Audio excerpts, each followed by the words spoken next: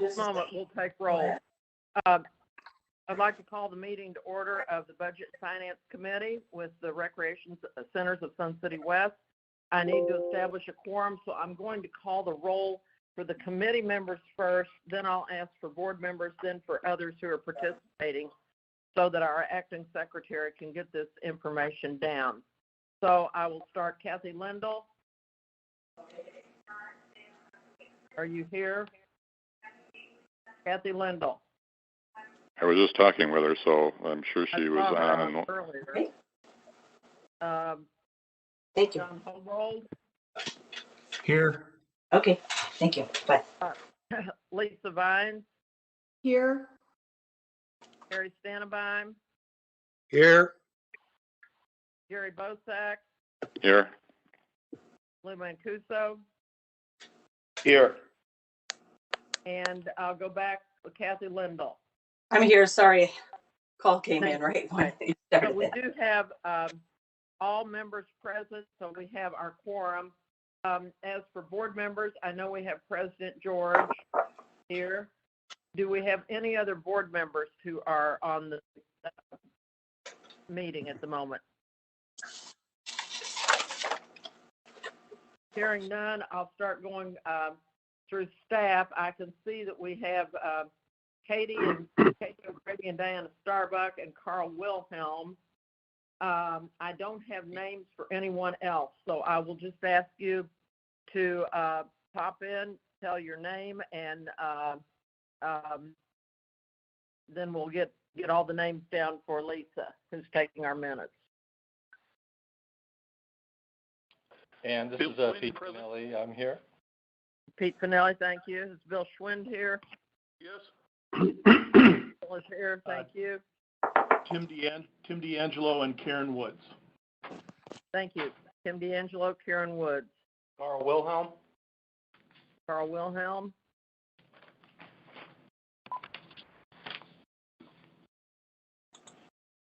Any other staff? Okay, hearing none. I hope Lisa got those names down. I think everyone has had a chance to read the amended minutes from our meeting on January 19th. Are there any other additions, deletions, changes to those minutes? Hearing none, I'll call for Lou Mancuso, none. Okay, do I have a motion to approve?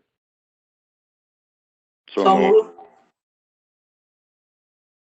Was that Second. Kathy? Who, Second.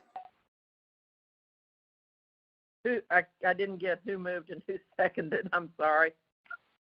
Or a couple at the same time. I just Gary, and I believe it was Kathy. Did you second it? Yes, I did.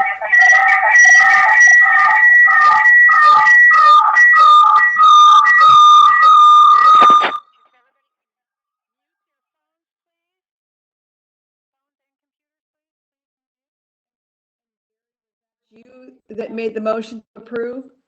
probably yes. Okay. Gary moved to approve, Kathy seconded, so those are approved as amended. We're going to go next to the update on capital and reserves, and that will be through our CFO, Pete Pinelli. Thank you, Pete. Well, thank you, Ann. Hopefully, the presentation will pop up shortly.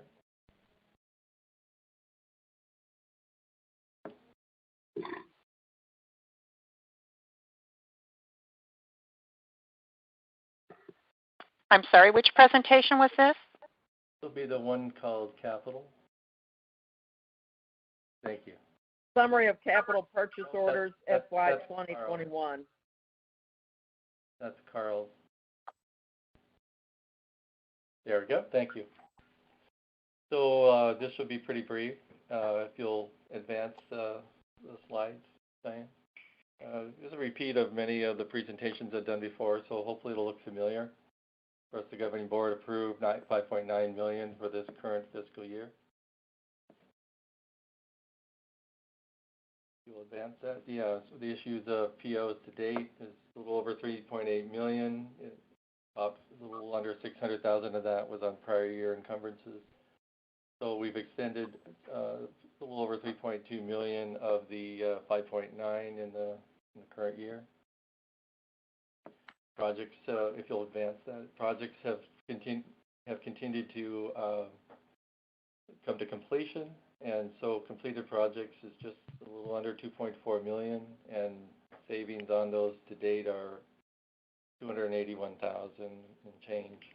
So good to see that. Very a lot of efforts throughout a lot of staff members to make that effect. Some items that remain in the production stage. It's shrinking list every month. Most notably, we're getting bids on one of the largest components being the Palm Bridge lot, and as well as the RHA flooring. I know both of those have gone out to get some initial bids. And the golf course carts, it's a huge difficulty in getting carts at this time due to the heavily resurgent golf interest. And so I'm not absolutely certain the PO has been extended on that, but we are expecting to get those in March.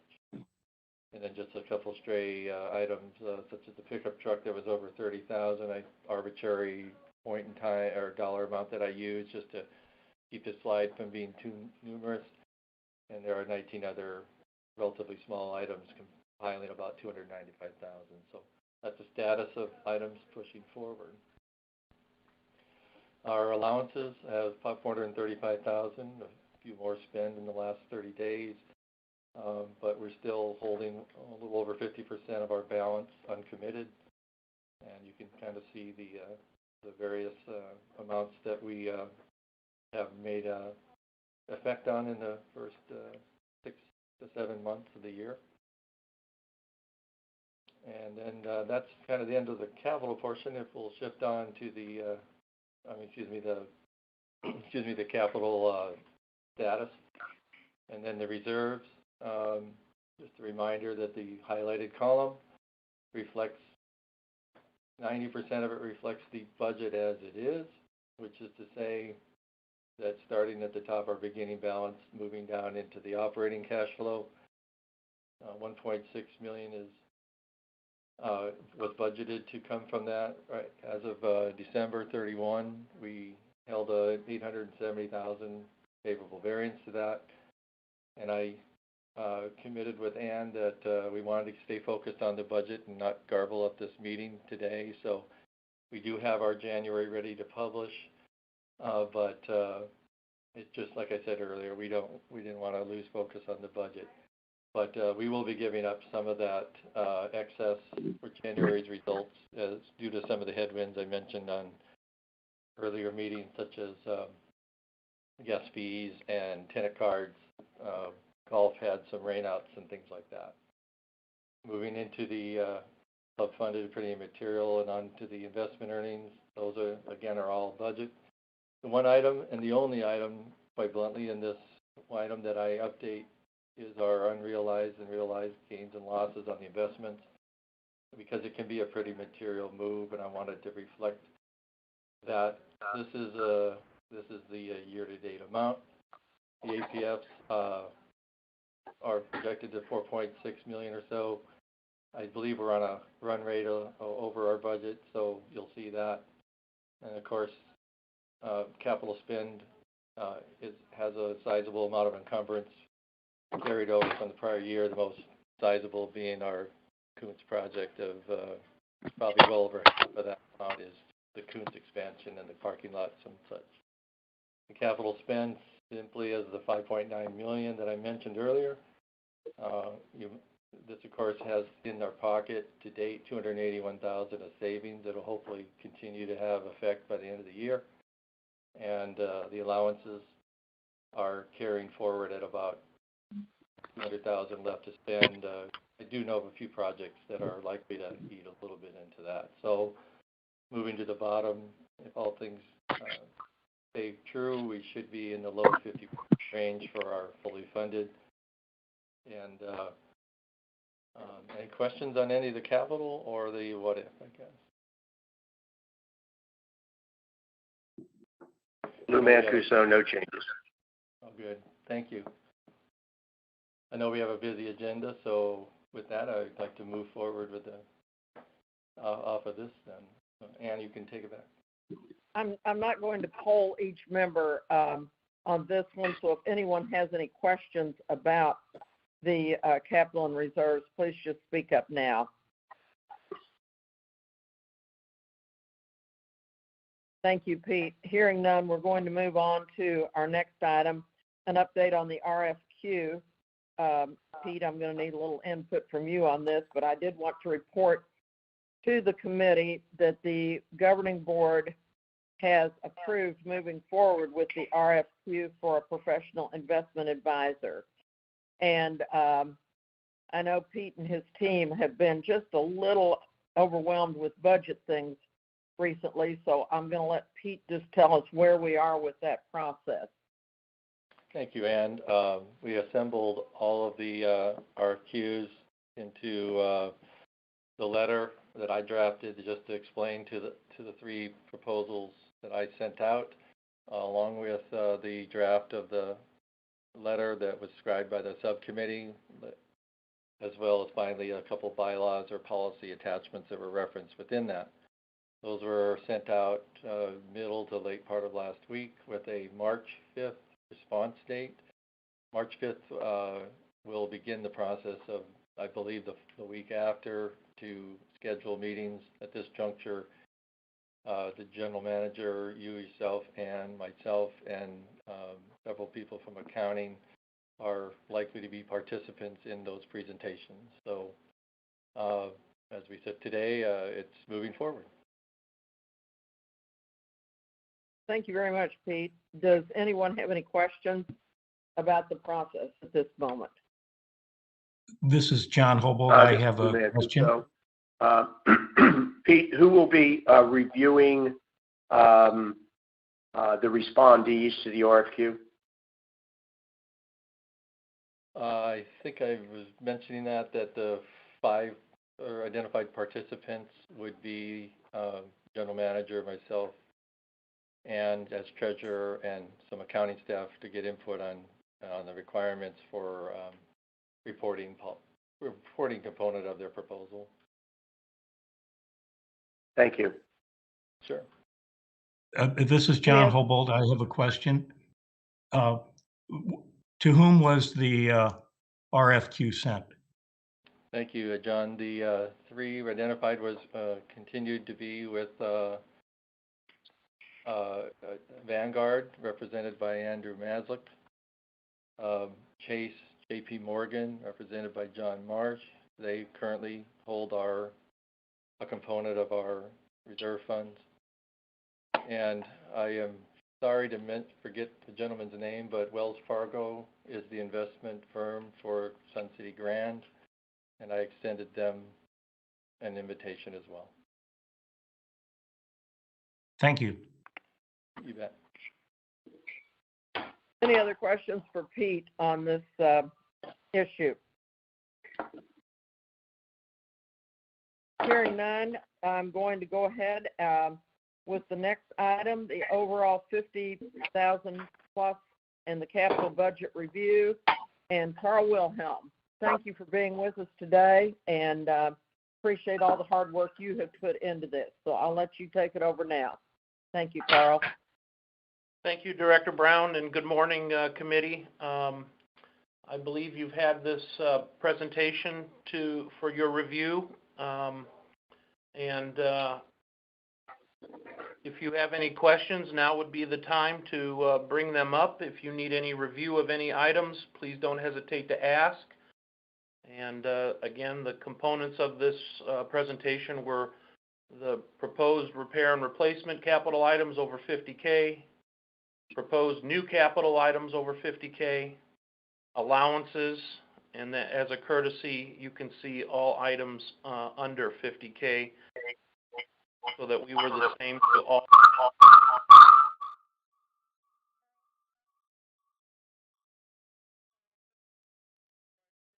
Do you want us to ask questions as we come to a slide if we have questions on it, or do you want us to wait to the end? Which do you prefer?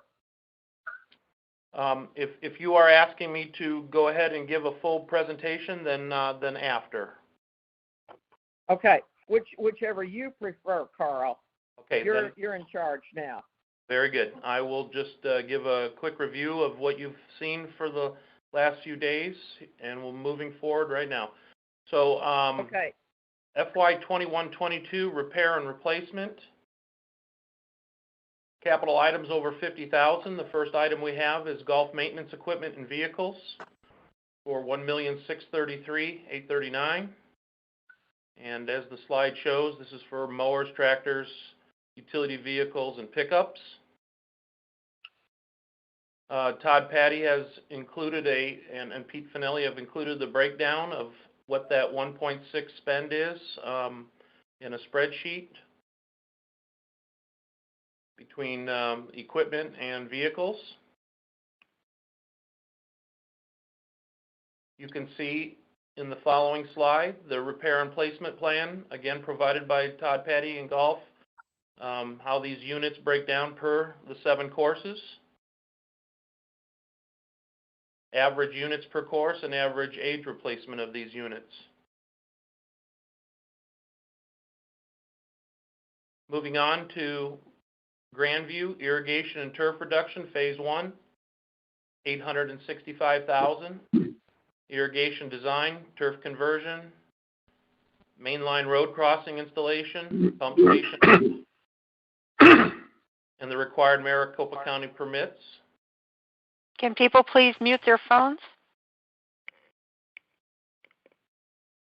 Todd has provided the irrigation and turf reduction project timeline beginning July 2021 for budget design, installation, and road crossing main lines, with the project completion in August of 2023 for preparation of the course reopening October 2023.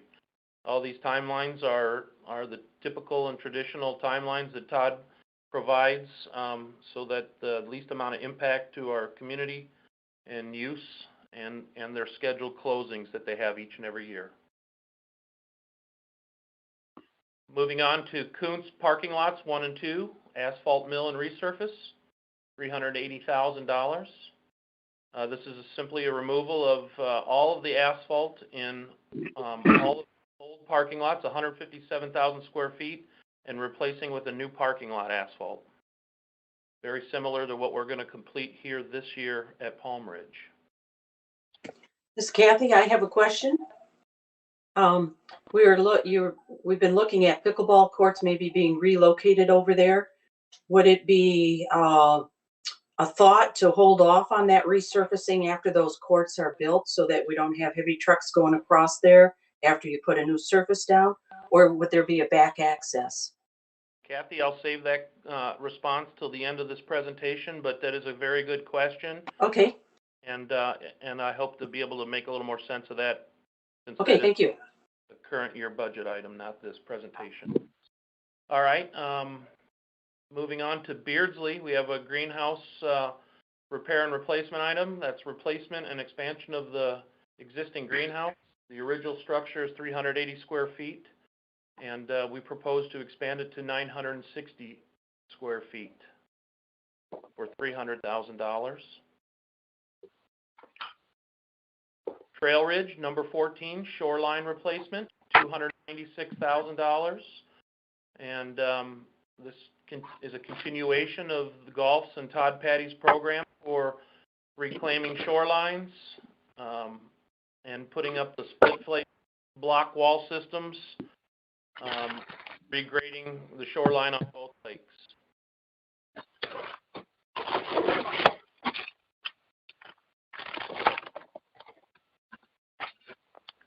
Parking lot and walkway lighting replacement, concurrent to the asphalt mill and replacement for $150,000. This would complete our program of energy conservation, of changing all the fixtures to the LED program, and this would be our last parking lot. We've already completed R.H. Johnson, Beardsley. The current budget we're working out of now has that concurrent at Palm Ridge. And this is for the Kuntz parking lots. The yearly repair and replacement for HVAC units, Russ Boston and the Facilities Maintenance Department has $102,000 placed for 9 HVAC units to be replaced between Pebblebrook, Beardsley, and R.H. Johnson. And the average age of these units are between 2002 and 2004. Golf Operations proposes 20 golf carts to replace their current inventory of an average age of 10 years for $101,846. And again, this reduces the repair and downtime of the current vehicles. R.H. Johnson cardio treadmills and cross trainers, $89,799. Current equipment has reached its useful life and reduces frequency of repairs. Golf maintenance, cart path slurry seal at Trail Ridge for $60,000, and also at Stardust for $60,000. And that is the end of the R&R schedule. I'd like to move now into new capital items over $50K. Pickleball has requested an expansion of their pickleball facility. In this particular slide, I have the Kuntz site concept. Both Palm Ridge and Kuntz are being considered for this expansion for approval. This slide also represents the Kuntz cost for design and construction fees of $113,000. If it was Palm Ridge, that dollar amount would reflect $165,000. All committees prior to BNF have seen the presentation from Pickleball and understand both locations are being considered, and each committee had its own recommendations. For example, they need to go back and change their CR13 to reflect that the membership approves both areas being considered, and we are waiting for that response from Pickleball and their membership vote. A little more detail on this request is this fee would be for the assembling of professional design and architectural team, provide a plan of development for Maricopa County for approval, and then create all architectural plans and engineering documents, in a status of ready for permit application, and provide a general contractor a set of plans that are 60% documents that they could get a building cost provided to us for an FY 22-23 budget consideration of build costs.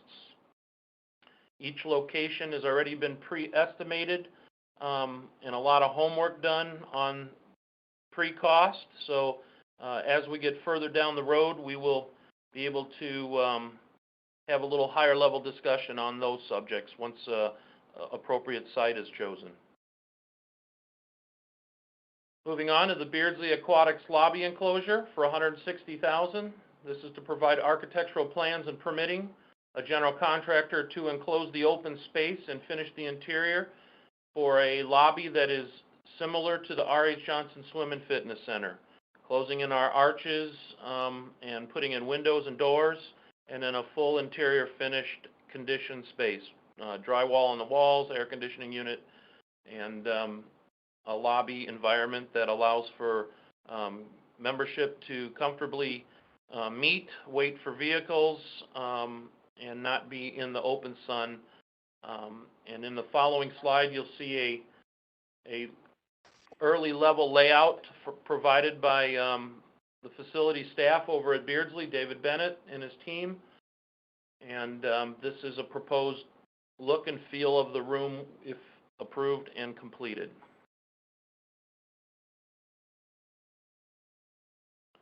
The R.H. Johnson Environmental Services Maintenance Office for $150,000. This proposal is design and build a new 560 square foot office off the east end of the social hall loading dock area.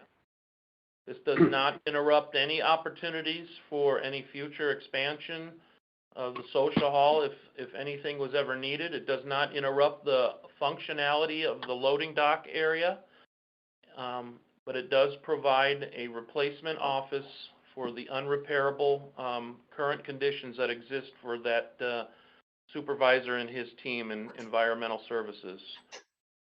This would provide a 2-desk office, a staff break room, and employee locker space. You can see in the next slide the proposed location in green.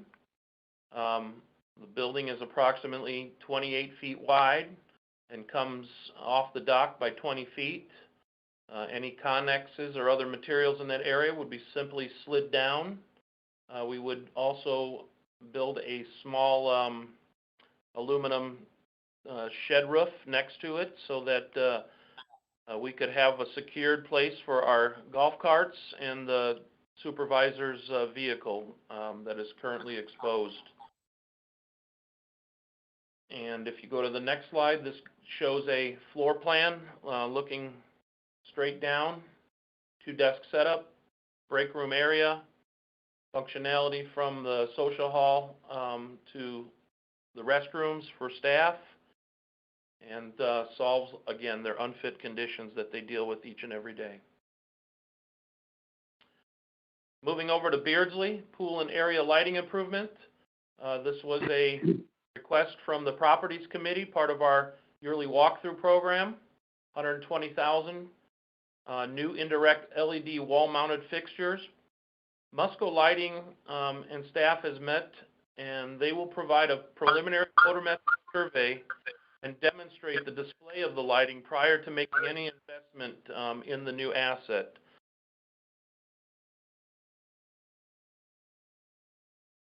Also, a request from the Properties Committee, Beardsley Pool and Spa areas, wall and decor improvement. $100,000 for a design solution to paint, colors, and wall wainscoting per the Properties Committee, and this project would be concurrent to the FY 21-22 repair and replacement under $50,000 of end-of-pool carpet replacement and removal of the fountains and wall water feature area, and fix up the end of the pool area that you see in the photo.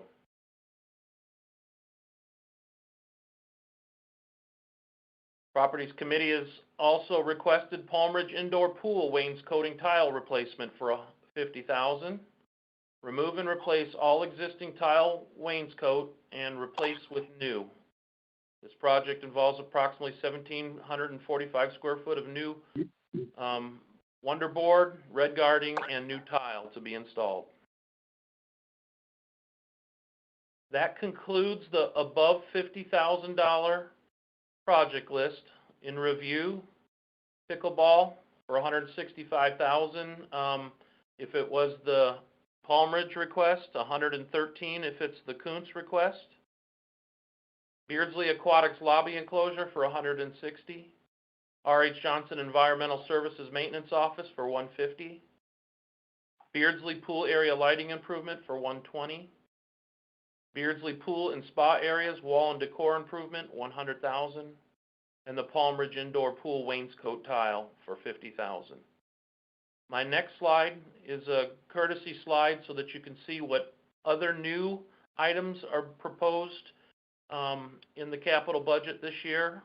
And primarily, these have all come from Properties Committee, but the R.H. Johnson Men's Club millwork, some new and refaced millwork areas, and some countertops, $35,000. Beardsley Club Room signage.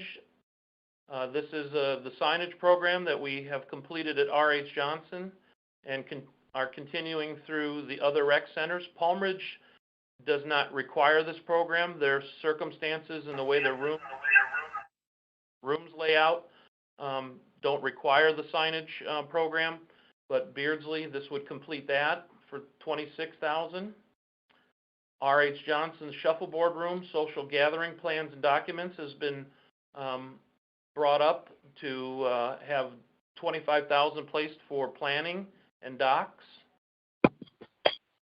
Pebblebrook Pro Shop trash area enclosure with gates. Pat O'Hara has requested the abuse from our trash container area that is open and exposed to be enclosed so that it can be managed and not overused by our community.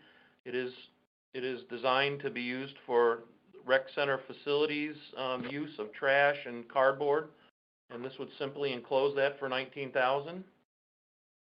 Pat O'Hara has also requested that the Pro Shop storage area that is on the east side of Pebblebrook Pro Shop to have a aluminum roof put over the top of it and locking gates on the existing masonry walls. That way that storage area could be more useful and protect the stuff that is stored inside. $15,000. Beardsley Park concrete dance floor. Properties Committee has requested from membership input to them that a concrete dance floor be installed in the Beardsley Park in 2 locations, an extension off the stage and a dance floor of concrete in the rear of the park, $14,000. And the final item in the new capital request is Kuntz Club Room signage, same thing as Beardsley, and this would finish our signage program for all 4 rec centers, $14,000.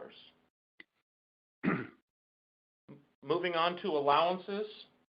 Each and every year we have allowances that we place for emergencies, for unexpected opportunities such as changing demographics, some golf-related well pump and motor replacement, equipment such as HVAC and boilers,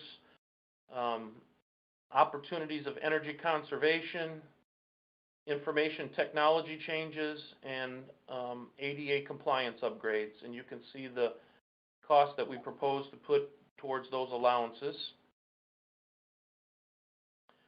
And committee, this concludes my presentation. Any questions, I will be happy to answer. And then finally, last thing to Kathy, I believe asked a question earlier about a current project scheduled in approximately the end of May, the Palm Ridge asphalt mill and replacement. It has been fully considered that if the pickleball expansion request would gain approval, that I would not tear out and mill and replace the asphalt area where pickleball would be considered. I would leave that as is. I would put a light level seal coat on that just for sealing and safety precautions, but otherwise that is approximately 1/5 of the project. I already have all my bids in for that project, and approximately 1/5 of the cost has been reduced should pickleball gain traction in that area. I believe that we will know that answer over the next couple of months before I actually schedule the mill and replacement project. So if pickleball does not get considered for Palm Ridge, then I will fully replace that parking lot and do the lighting program project there as well. Thank you. Carl? This is Ann. Carl, what I really, really appreciate, the depth of information you have just given us. It's a lot for us to digest, but I know that my members have been looking at these things. I've heard from some people in the last few days.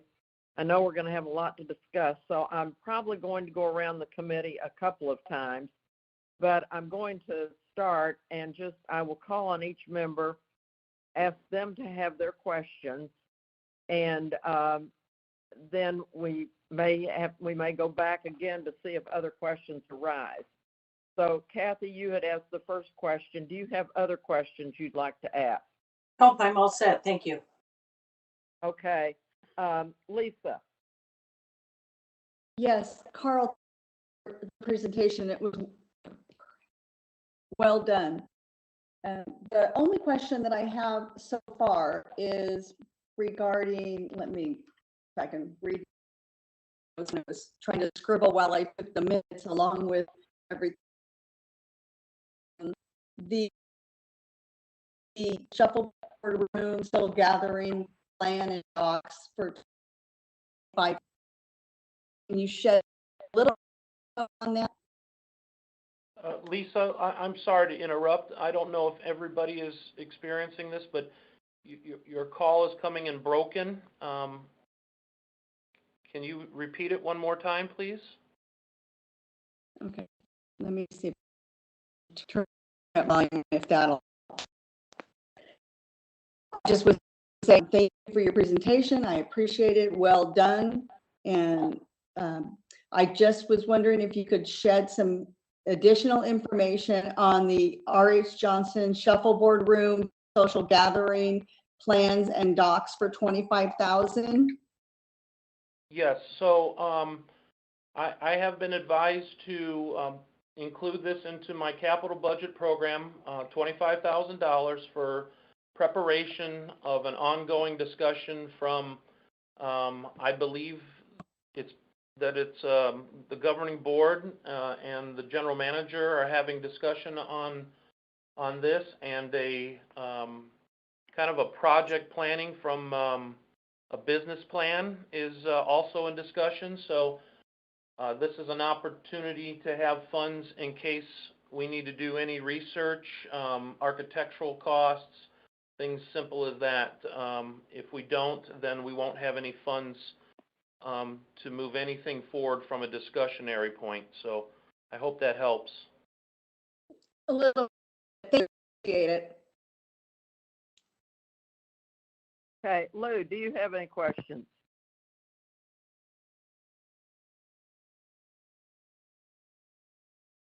Ann, can you hear Lou? me?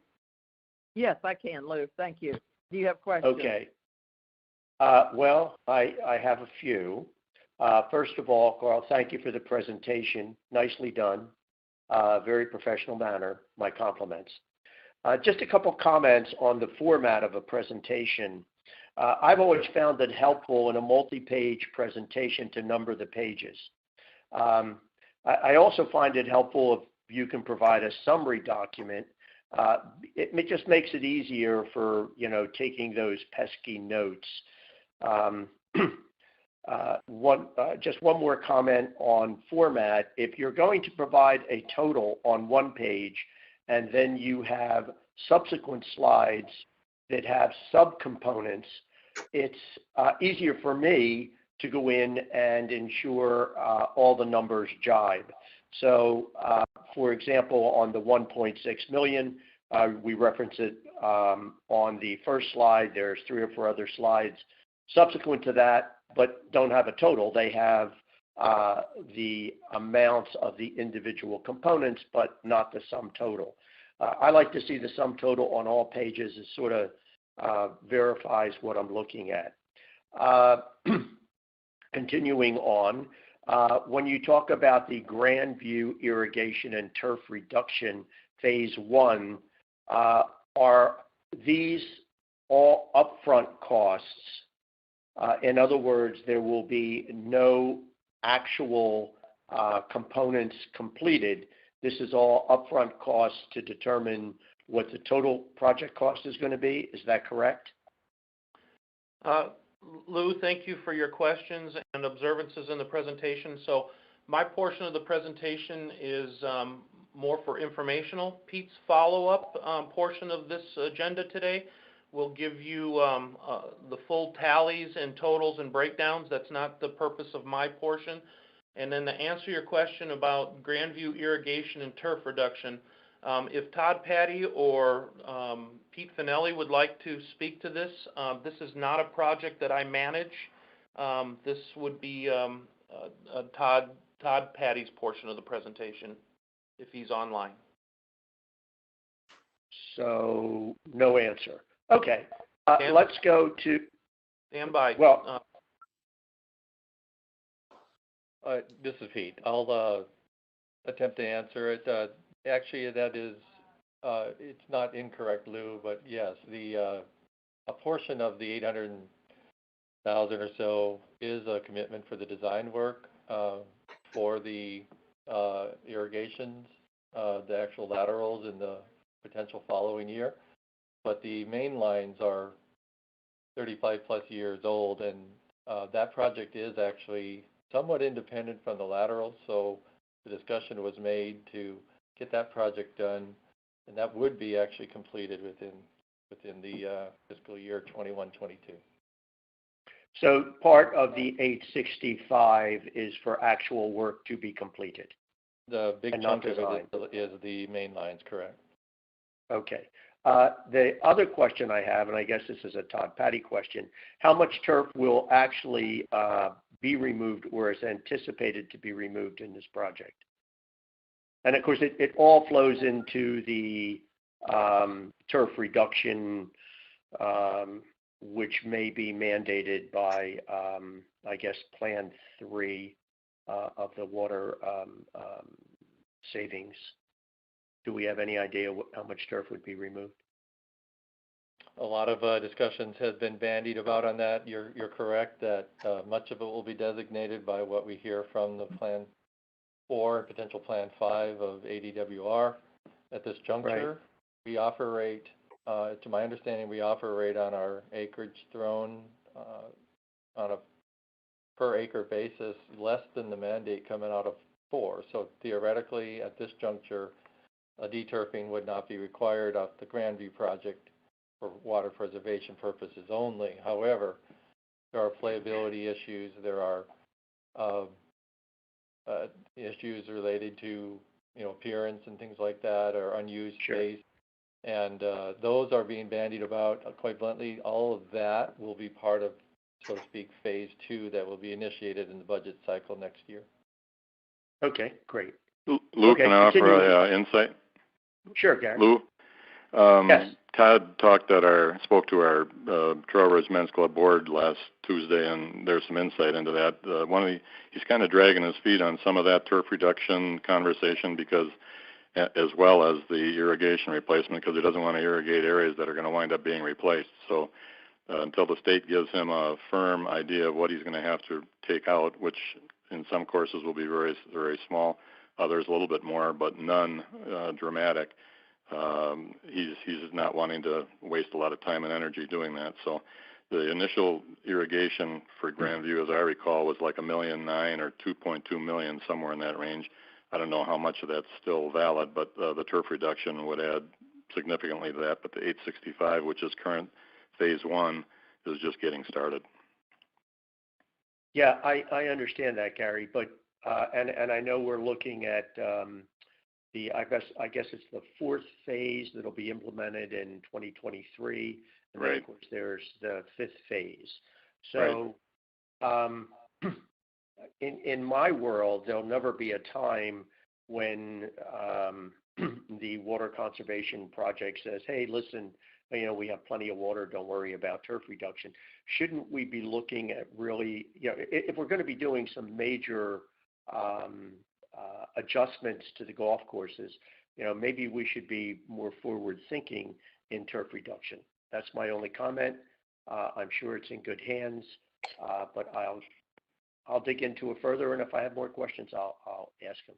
But thank you. I do have some other questions, and this is once again regarding Trail Ridge. We talk about redoing the shorelines. My question is, how often is this done?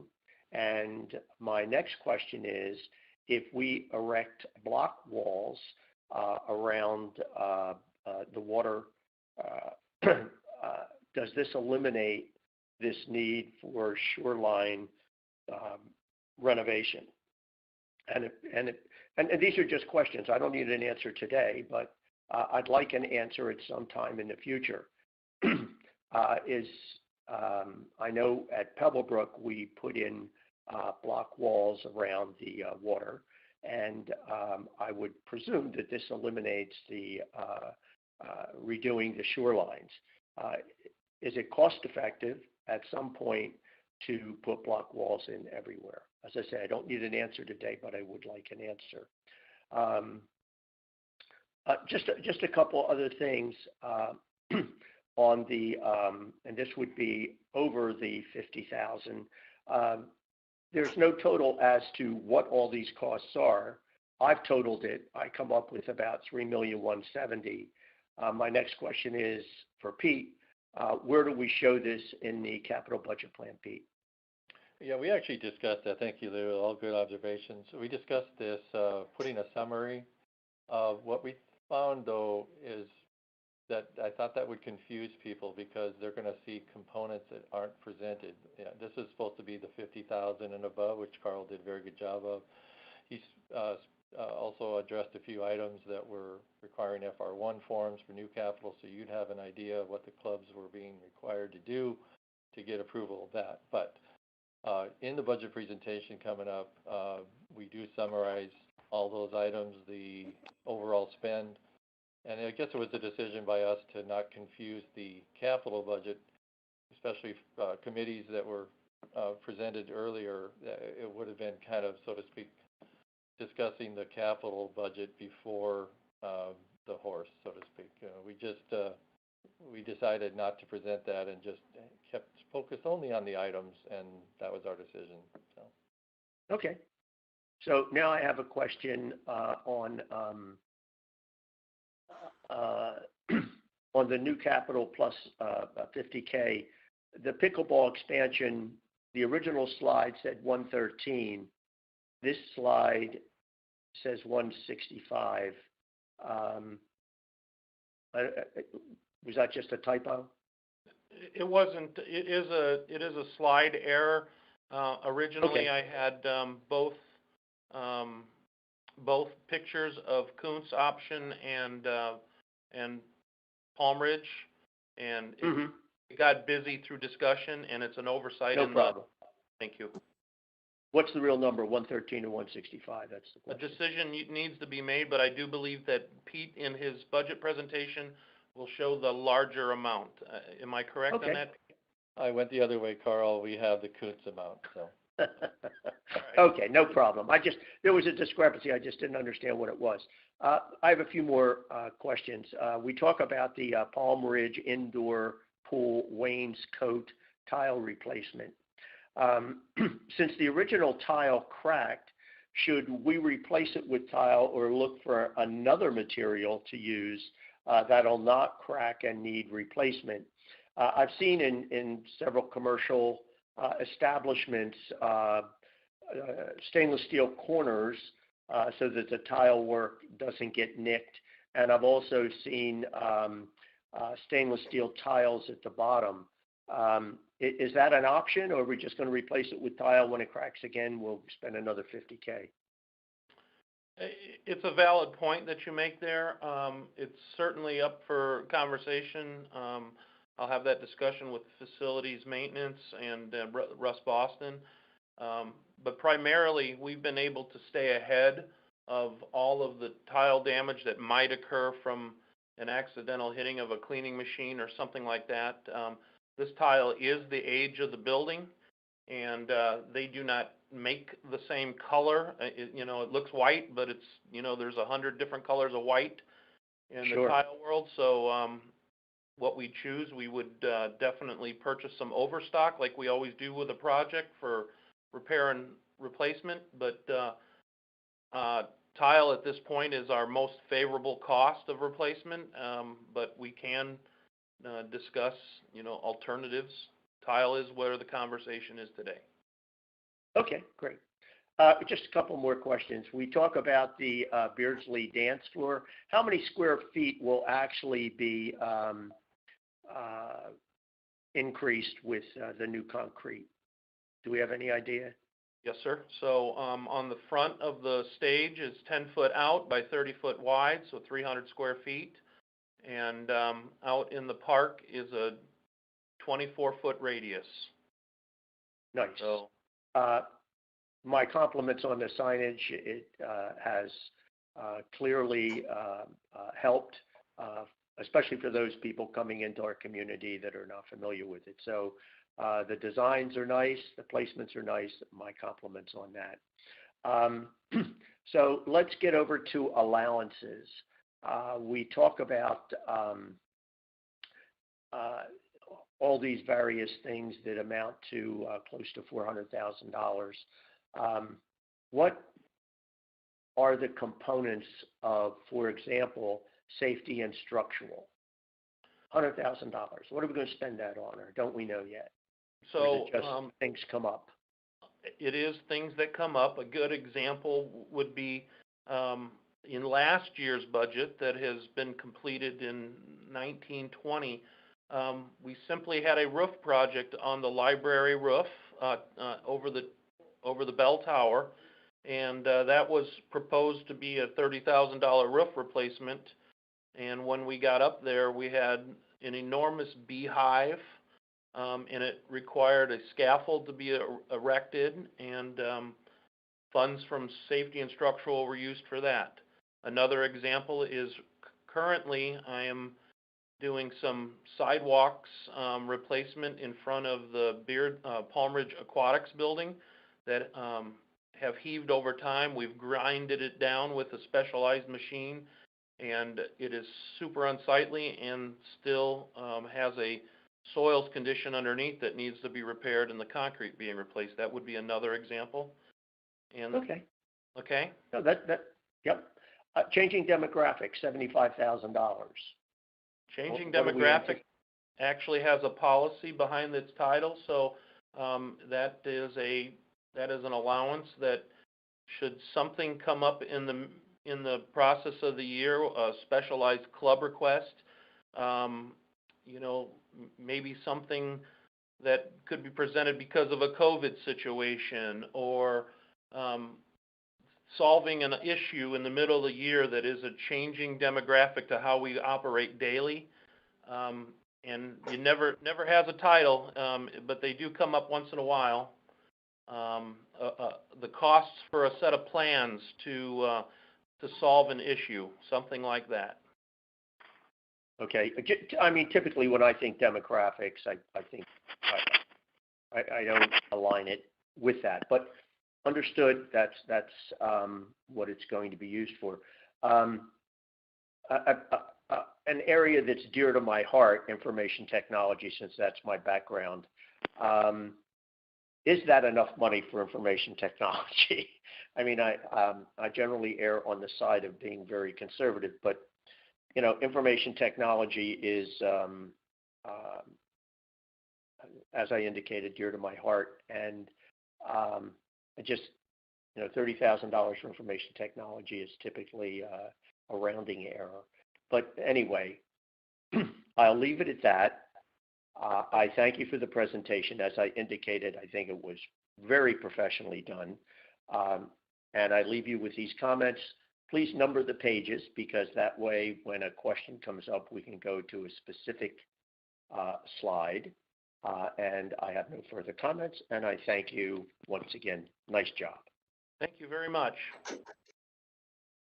Harry, do you have questions or comments? Yes, I do. Carl, the Boomers Club has been on the agenda for the last 3 years, and last year it was going to be in addition to Kuntz, which was dropped off because of the COVID. And when I look at this year's presentation and forward through 26, there is no mention of anything happening there. Can you fill me in as to what's going to happen or what's going on? As far as information that I've been given, I have not had another New Year request from the club. I think maybe the general manager could speak to this subject on ongoing discussions if he's had any with the club, but I do not have an FR1 form from any club leadership. I do know that COVID has presented a real big problem on being able to do any statistics or room studies, usage. So I know that we're probably working off of some old information as far as long-term planning goes. It's the best that I can help you with on that question, but I do not have a line item in this budget for that.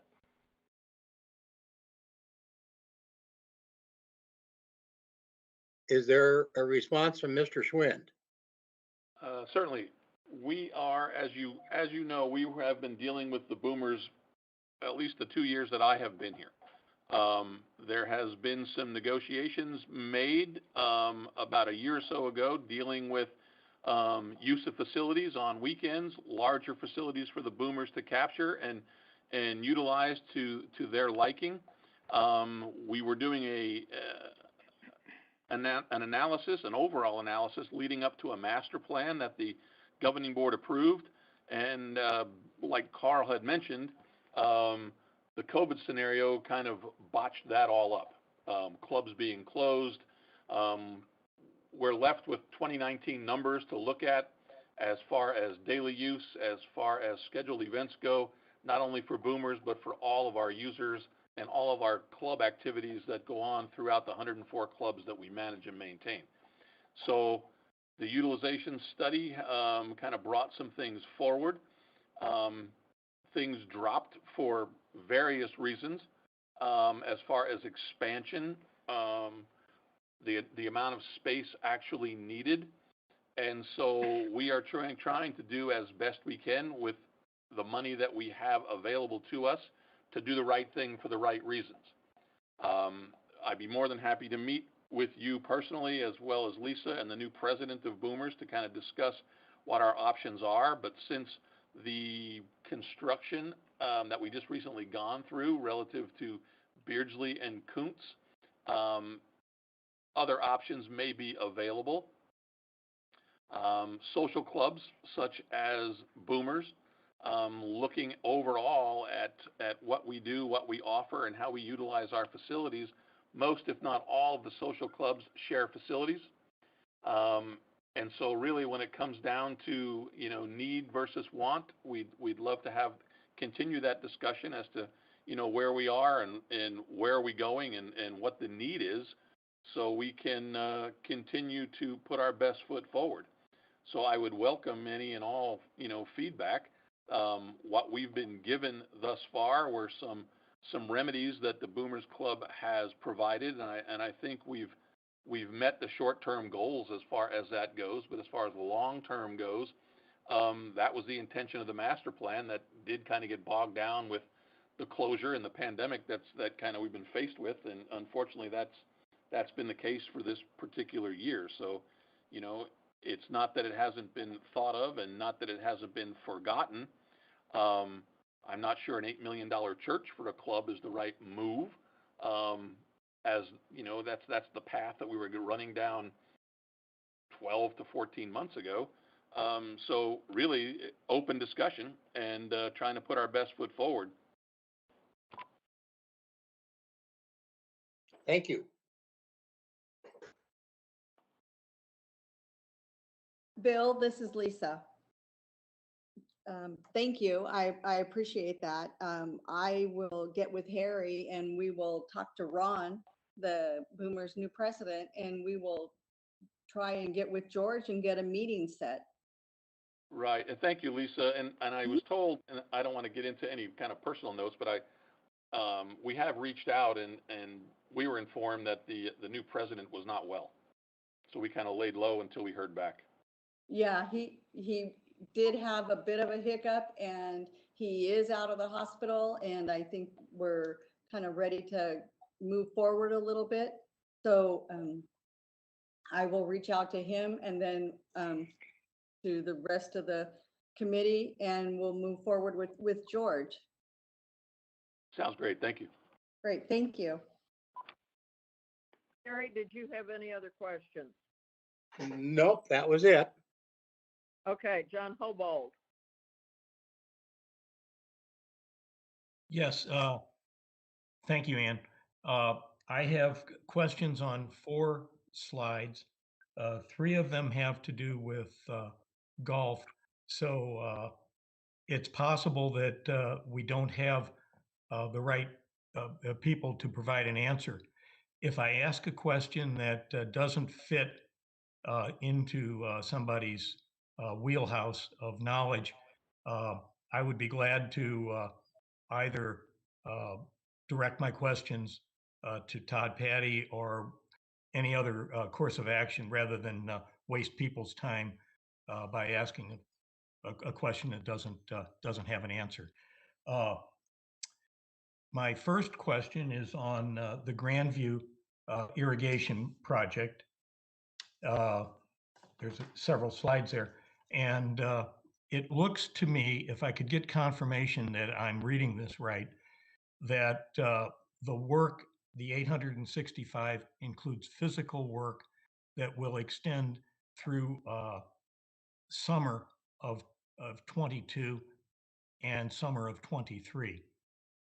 And I'd like to know if that means that Grandview would be closed both of those summers, first of all, and secondly, if Pete could weigh in on how do you treat that in the capital budget if the money is spent over those 2 years? Does that become an encumbrance? So let's talk about the first one on the installation of the main lines. It's my understanding, I would like Todd's affirmation that that does not impact the fiscal year of 22 summer. The actual completion of all the irrigation is actually in fiscal year 23. So from shifting back again to the encumbrance question, what you are going to be asked, or what the governing board will be asked to approve, would be the main lines only in this next budget cycle, if in fact, and I'm looking at his schedule, he's saying May of 2022, install the main line. So it's my understanding, and Todd will have to affirm this, that would in fact proceed. Now, obviously, I doubt, I may be wrong, Bill's probably better at this stuff than me, but my understanding that would impact water, so my guess is that they would be into their normal shutdown, but for a much shorter period. Pete, if I may, just to Sure. kind of draw some conclusions here. Yes, John, physical work will actually take place if this budget project gets approved for the 865 grant. There are 9 road crossings that the main line at Grandview deals with, and those are going to be addressed with this particular first year of work. A lot of boring underneath on the roads, but however, when the new main line will be installed close to where the existing main line is, so there will be not a closure for Grandview the first year. So no impact financially as far as that goes. The course continues until we get into that second year, and that is scheduled to be, the laterals will all scheduled to be going in the ground as a normal scheduled year for Grandview to be closed anyway for restoration. Hence the scheduling that Todd has put together. Beautiful. That was a great answer, Bill. I appreciate it. It actually takes one of my other questions off. I was concerned about a conflict of shutdowns between Trail Ridge for the number 14 and Grandview for the, two of them at the one time. So that's perfect. Thank you very much. I understand. My next question is on the Coons parking lot job, the $380,000 job to just to get Lou on the right slide. Coons has been shut down quite a bit in the last year or so with various constructions. Is there any closures required for the parking lot 1 and 2? And then what will be the timing on that? John, I typically schedule, this is Carl, I typically schedule projects like this, vendor availability in the summer when we have our lowest use. Yes, this will be an interruption to summer play of softball and any other functions. Generally, a project of this scale would take approximately 2 weeks. And that would be our time frame. The only thing that is concurrent with this project is the electrical change out of the lighting fixtures. So if I have any conduit or electrical issues, that's the only thing that I could make an assumption that would extend that. But the vendor for the asphalt company is fully aware that he's given me a window in between his tear out and his reinstall, so that if I had to do any trenching or digging for conduit or wiring replacement, we would do it right in the center of this project. Otherwise, the lighting portion would be done in advance, and I would know what obstacles I face. But yes, a project of the scale comes with closure, and I do estimate a summer closure of approximately 2 weeks. Carl, thank you. As usual, your answer to the question is as good as your presentation was, and I appreciate it very much. One final question, Ann, if you'll indulge me, and this is a point of general information. We have a number of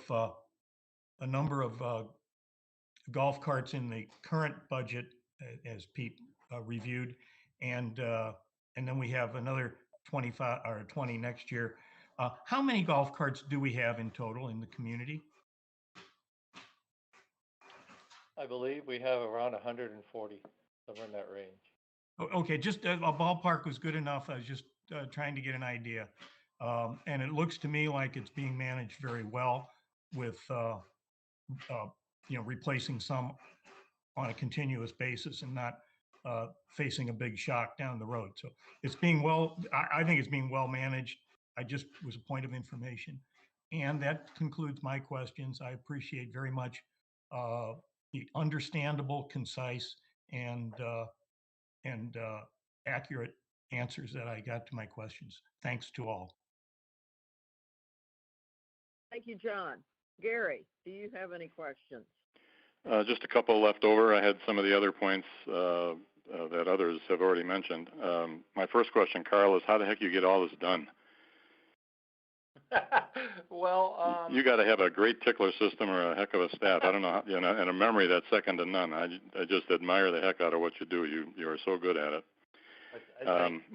My first question is the Coons parking lot. This is a years ago point of knowledge on my part, and maybe outdated by far, but there was a time when we were putting new parking lots in retail stores, we'd skim the top couple inches off a parking lot, recycle it, come back and put it in, and it was about a third of the cost of a full one. I assume that's outdated technology today, and you have to replace the whole thing with new asphalt? Actually, no, sir, that is technology. It still exists as an option.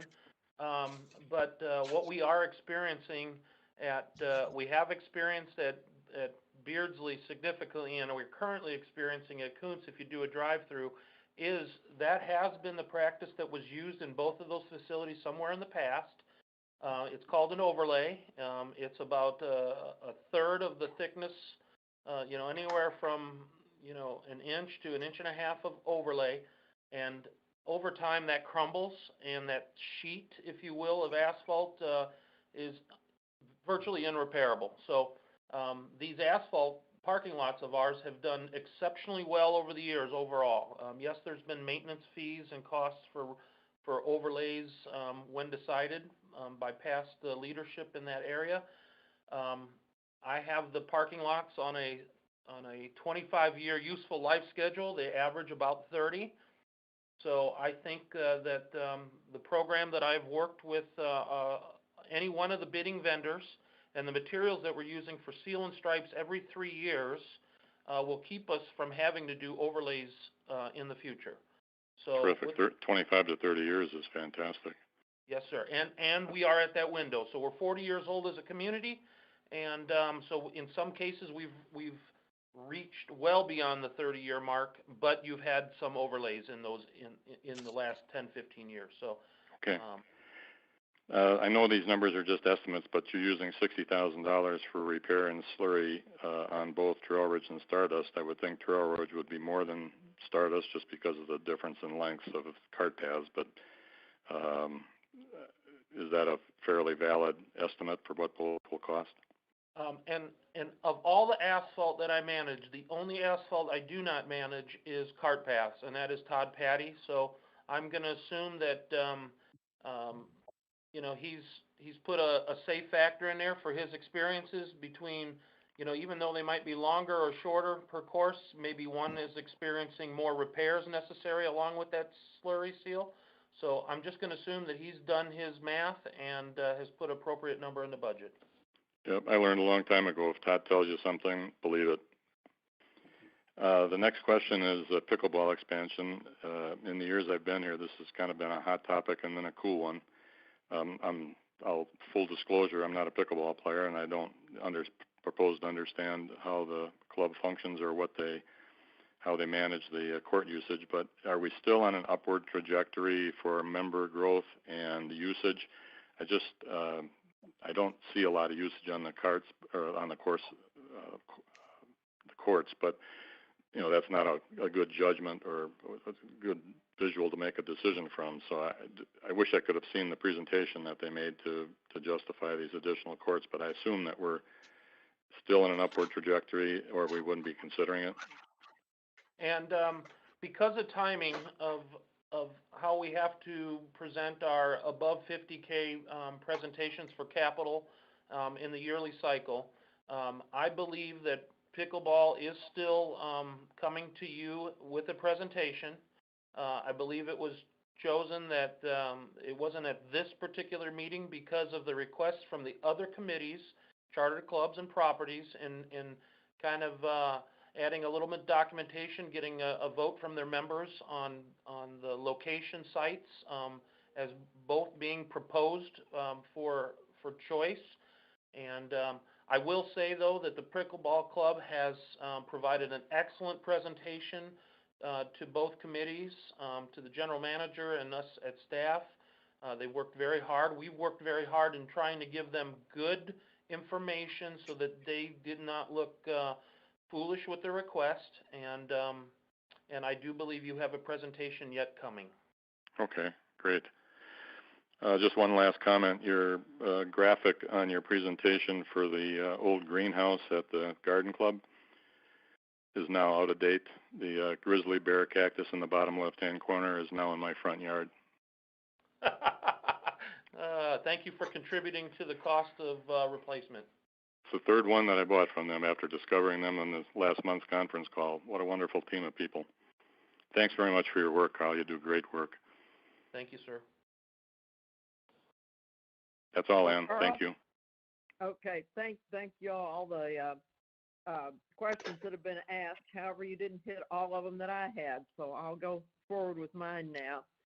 Carl, when you talk about the equipment replacement plan, I assume all of these items, this is in golf and it's one of the early ones, the 52 units scheduled for replacement.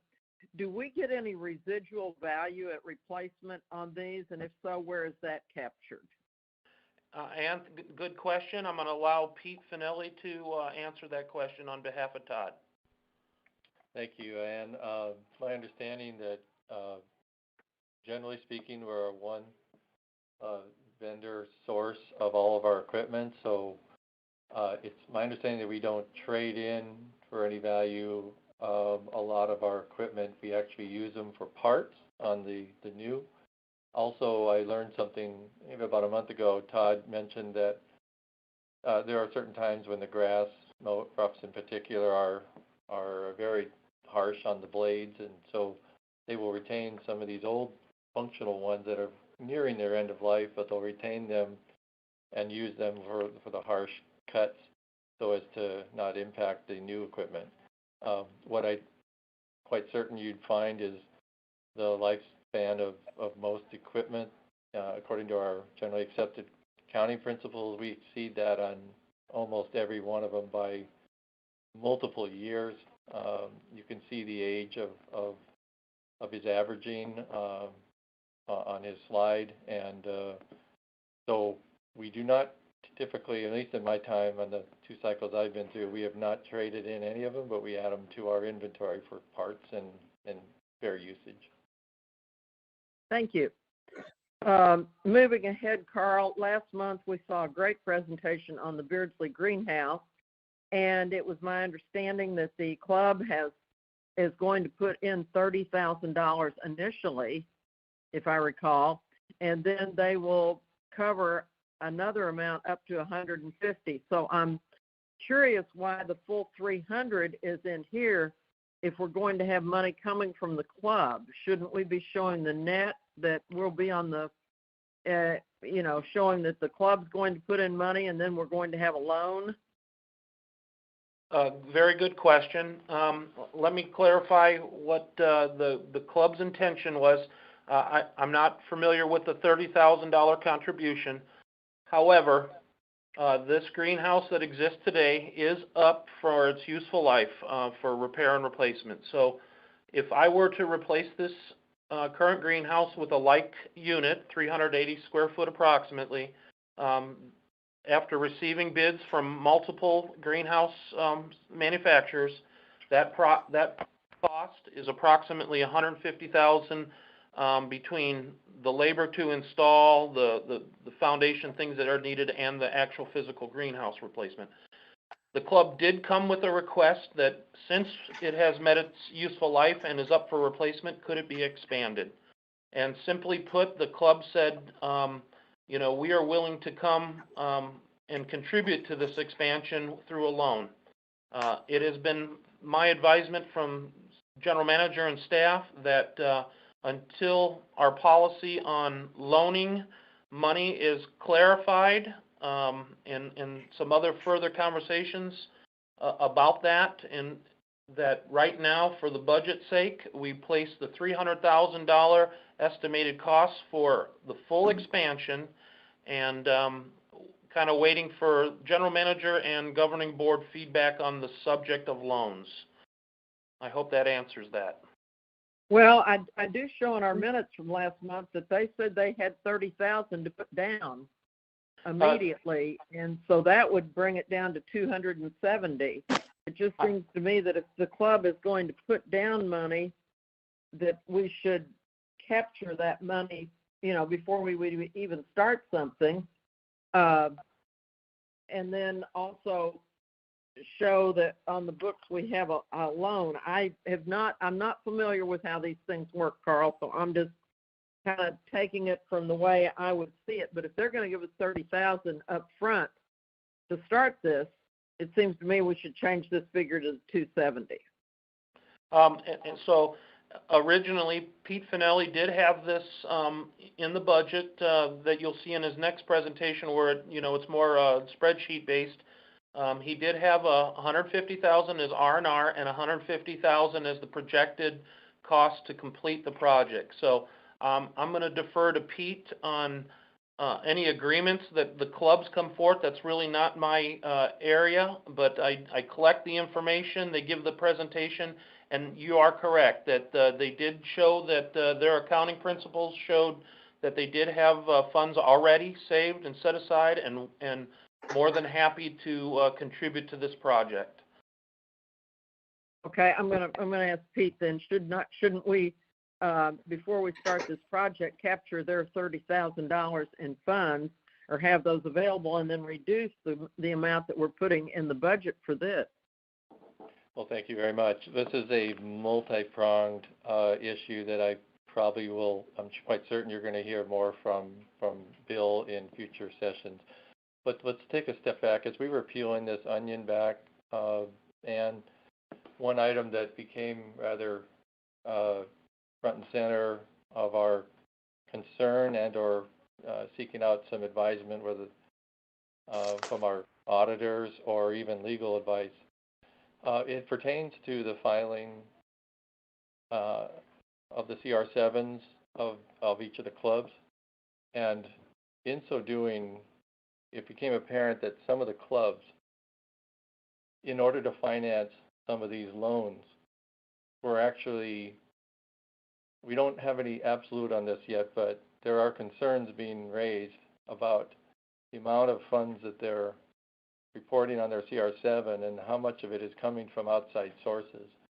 I don't want to go too far into it, but there are restrictions by the IRS to retain your exempt status, that you cannot be over certain percentages, and quite bluntly, there are some other factors of if you're going to be pursuing a loan to fund a project, are you in a sense kind of influencing the ability of the governing board or the judgment of the governing board for its capital funding of projects based solely on the merit?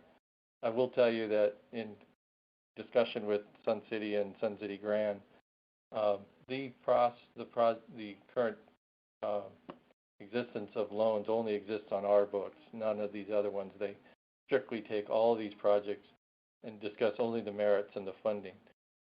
Beyond the financing portion, there are some issues that have been raised, kind of precursors to further discussion by Bill and myself and others that have been in the meetings about, what are the recourses of loans, what are the fairness, again, of issuing, putting that onus onto a club.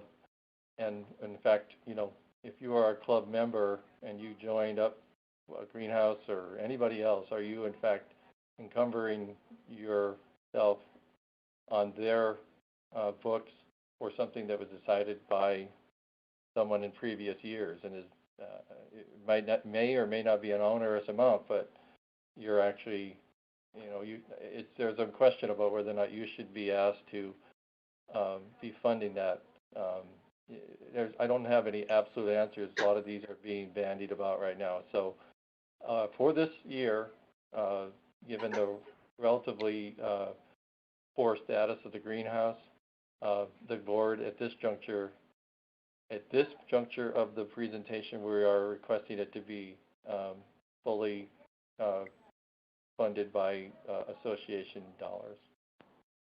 Well, I guess the reason I asked that is because last month BNF voted to move this forward based on the fact that the Garden Club claimed to have $30,000 in hand to put toward this project. Now, I'm not debating whether we need the greenhouse or not. Yes, I think we need to do that. But if they have money in hand, and that was included in part of our decision, it just seems to me, not even worrying about the loan status right now, that when we start this project, we should expect to receive the money that they have put forward that they will contribute, and therefore bring this project down $30,000. I know in the whole scheme of the capital budget, that's not a significant amount, but it is an item that we've already addressed.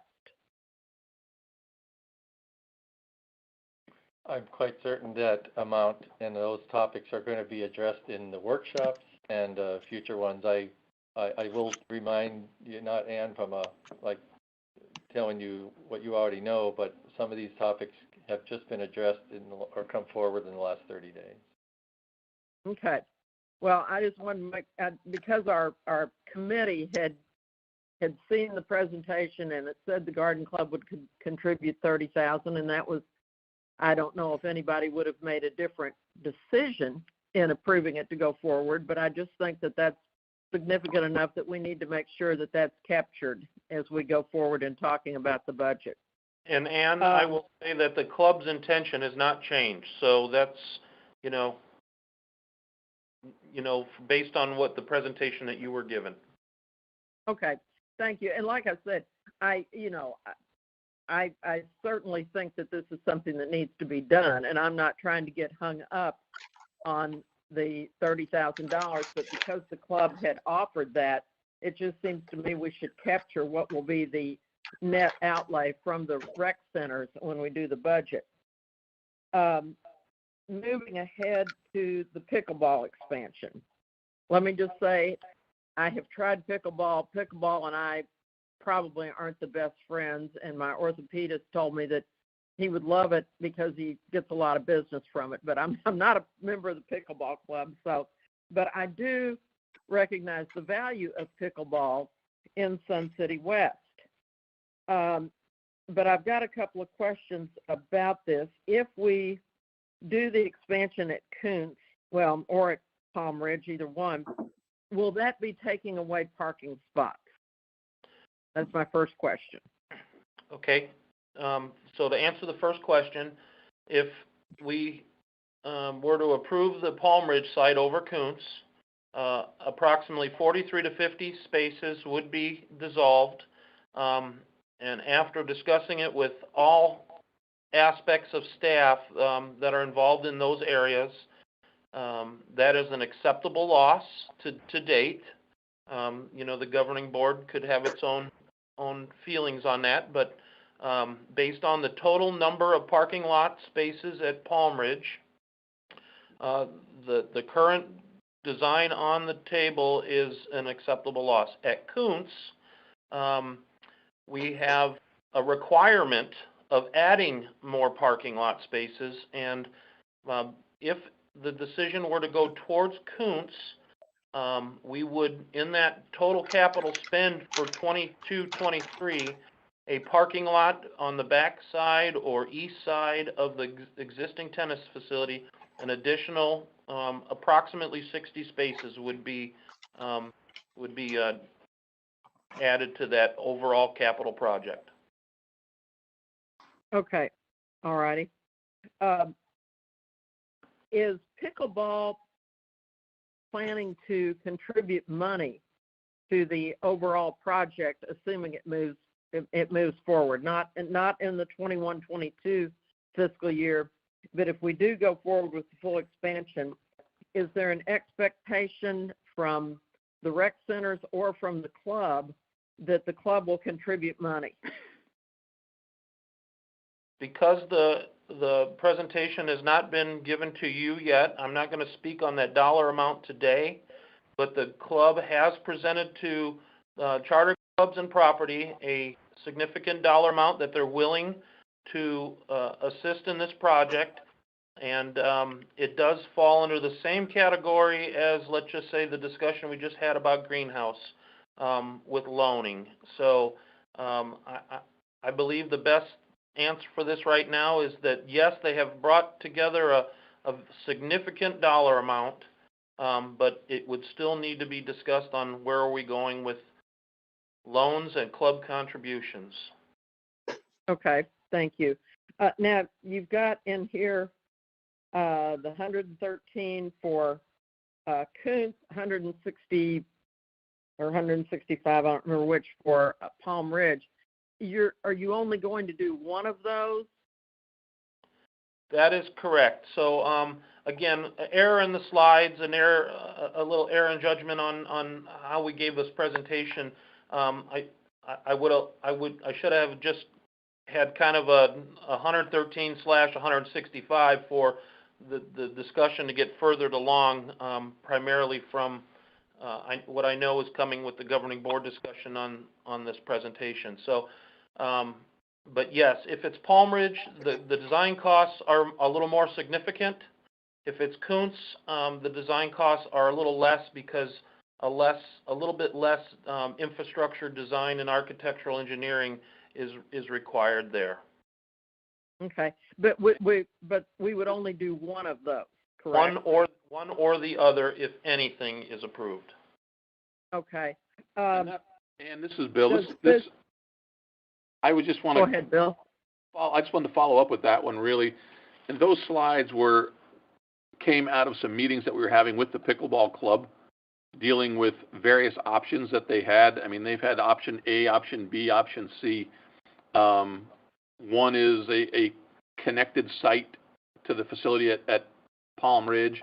Another option is using part of the parking lot at Palm Ridge and not connecting the two facilities, so you got two different pickleball pods. And then the other one was at Kuntz. And so in part of our conversation, obviously, depending on what route you go, A, B, or C, there are different costs associated with constructing those. And so hence, there are some dollars involved in the planning and design at Palm Ridge, different than the facilities at Kuntz, and that's why there's two different numbers. But Thank you. when push comes to shove, it's really ultimately coming forward, it's going to be the pickleball club's decision as to which is their preference, and they'll be presenting that back to the committees and the governing board for advancement of at least engineering so we can get a grip on what this is going to potentially cost us. When do they expect to have that information to come forward? I would say shortly. I do not have a date. I think they had a meeting a week ago. Carl, can you help on that one? Oh, yes. Okay, what I was looking for, is it going to be in this current fiscal year, or is it going to be next year? So it's obviously going to be this year during the Yes. budget cycle, correct? I believe it's going to be tied to an upcoming work study that Pete has kind of referenced when we start talking about loans, deposits, donations, and fundraising. Okay, thank you. I guess my other question is, if we would approve this request, does that give the appearance of approving the expansion in another fiscal year? Well, typical with any city planning, you have a year of investment. So this is a considerable sized request of expansion. So hence the considerable size of investment. And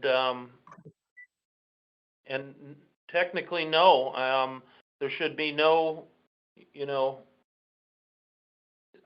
the investment in design sets the plate for whether we move forward in a future year for build costs or a determined future year. So hopefully we'll get a final answer on a site selection or none at all, depending on what comes up in the next meetings. That's okay. That's good to know. I'm assuming this is going to be a substantial capital outlay if we do go forward with pickleball, but yet that's not on the projections for capital expenditures. It's not detailed out. Should that be on there? Of course, I'm looking, like Harry said, there was nothing on there for the boomers, and I'm thinking this would be something that would be pretty substantial and should be detailed out. So, part of the last slide of the budget presentation, and you all have seen my what ifs in the capital and reserve updates. This, Ann, falls under the category of new capital. And as such, I'm not devoid of not considering any amount. You'll see in both my 5-year plan and in the current month that we allot anywhere from $800,000 to as much as $1.2 million, and that goes, generally speaking, off the run rate of the previous 2 or 3 budget cycles. So So that's they are, where it would, they are that's fine, but where it they, would come in. yes, there's no reserve study component of that because you don't reserve for something that doesn't exist. Okay, I understand that better then. I think that's all of my questions. I want to, because this is such an important part of what we need to approve going into the budget, and it's my expectations we will approve this along with the budget. Is that how we should do that, Pete, or Bill, or should we approve this separate from the budget? I'm not sure you have a governing board requirement of, don't hold me to this, but I believe by policy you have to individually vote on everything 100,000 and above at the governing board level. I do not know that requirement exists at the BNF level. I believe it's 50,000 and above, is it not? That's George? Actually, folks, your responsibility today is about a recommendation. Do you give a as a whole recommendation of this proposed capital budget, or do you give a recommendation to the governing board of paragraphical, line by line recommendation? But today's discussion is about a recommendation to the governing board, not an approval. Okay. Thank you, Carl, for clearing that up. I should have asked that question earlier and had an answer. But I'm going to go back through each member to see if you have any other questions. And then we will do another run through for you to say whether you approve or you approve with an item being, if you approve everything or if you approve with certain items are more kept out, or if you do not approve. So first of all, I'm just going to go back and ask if you have other questions. I'll start with Kathy. No, I have no other questions, and I approve it as it is. Lisa. Well, I would like to approve it, but I still would like some clarification on the loan question regarding the Garden Club greenhouse. Lisa, that was the question I asked last meeting that Ann had indicated will be presented to us our next finance committee meeting.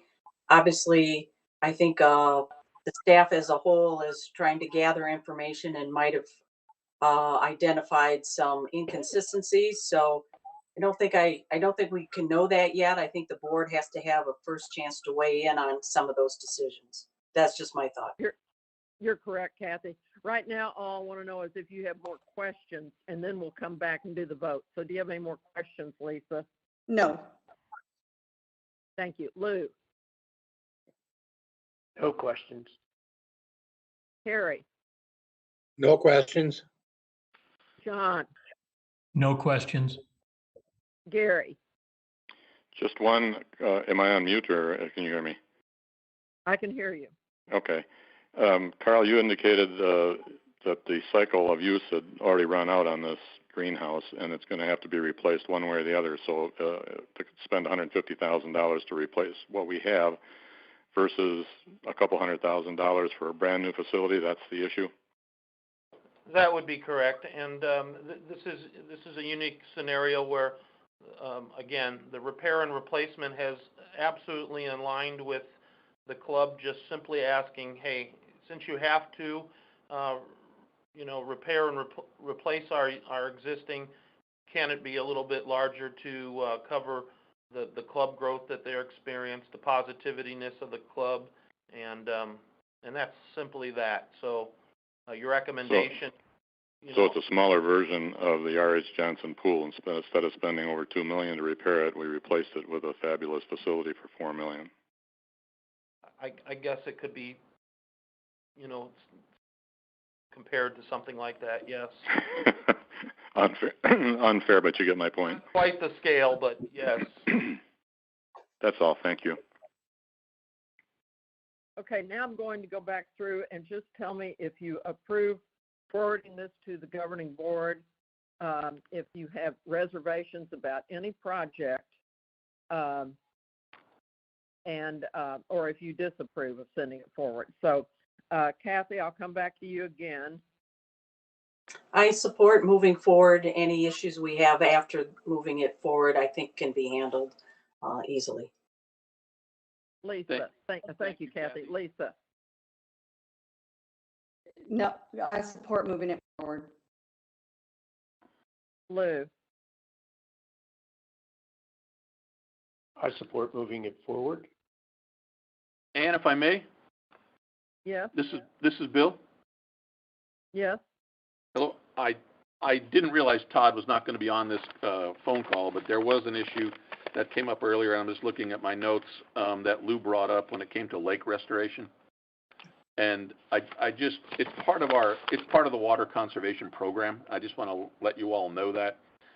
We have 27 lakes throughout our golf courses, and they basically all serve as reservoirs per se for the distribution of irrigation water. And when it comes to some of these lakes, due to their location and the direction of the prevailing winds and those types of things, we have experienced a lot of erosion over the years that they've been there. So golf course areas, particularly around greens, have been reduced significantly. We got some great before and after pictures if you like, but some of the things recently done at Pebblebrook, restoring a lot of usable space in and around the greens and allowing more rooms that trees are now actually in the ground as opposed to in the lakes, due to the way lakes can kind of grow in size. And then once you put the brick walls around those things, they basically have a deeper surface. So where you lose a lot of evaporation is in a lake that basically does not have any kind of depth to it, where it just has a lot of surface water. And so hence all of our lakes have been assessed. And so we're going about that strategically as trying to put some restoration need in some of our highest areas of need, erosion and water loss. So that's really kind of the science or the methodology around that Todd and his staff are using. So I hope that helps. Bill, if I may, so if I understand it, if we enclose the lakes, it reduces evaporation, is that correct? Yes, sir.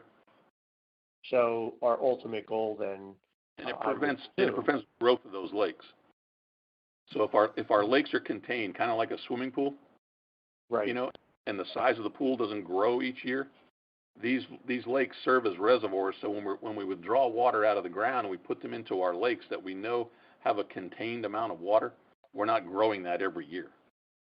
So that's part of it. So I guess part of our long-range plan then would be to enclose all the lakes. Yes, sir. Presumably. Yeah, presumably, yes. Right, great. Thanks, Bill. I appreciate that. okay, Lou, I'm still, is your vote then to approve to move this forward? Yes, it is. It is to move it forward. And once again, I want to thank the staff. They did a bang-up job on this, and look forward to continuing my service to the community. Thank you. Thank you. Harry?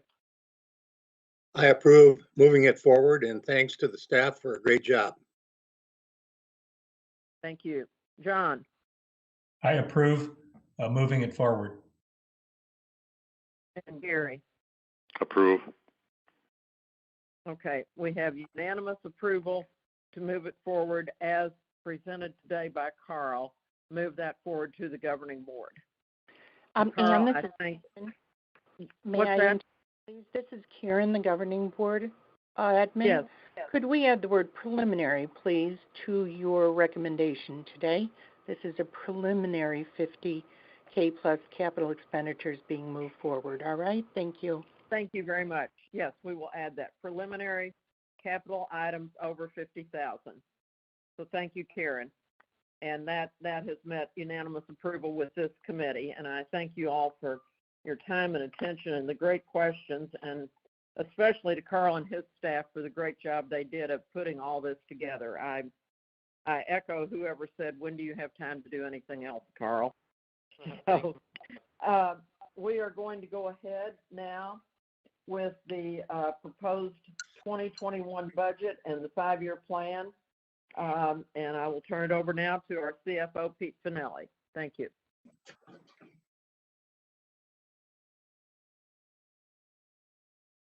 Thank you, Ann. Again, good morning to everybody, committee members, any guests on the line. Today is going to mark the initial presentation of our FY21-22 operational and capital budget. Before we start, I really want to thank the accounting staff, Tim D'Angelo and Karen Woods, for their very significant efforts in the preparation of this budget.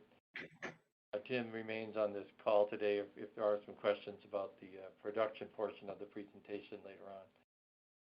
Also, many staff members, other staff members have extended considerable effort in ensuring the budget commitments bring value to our owner members of the Rec Center, Sun City West, and just here and after I'm going to refer that to as RCSCW.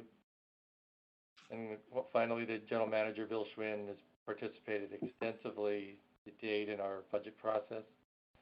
He has delivered the assumptions for which we have framed our next fiscal year budget, in which I'm going to present to you now. I would ask any questions, wait till after the end of the presentation. At the end, we will attempt to answer any questions you may have, and again, we welcome your input into this budget process.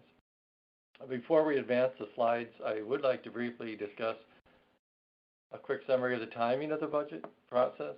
As I stated earlier, this is the first presentation.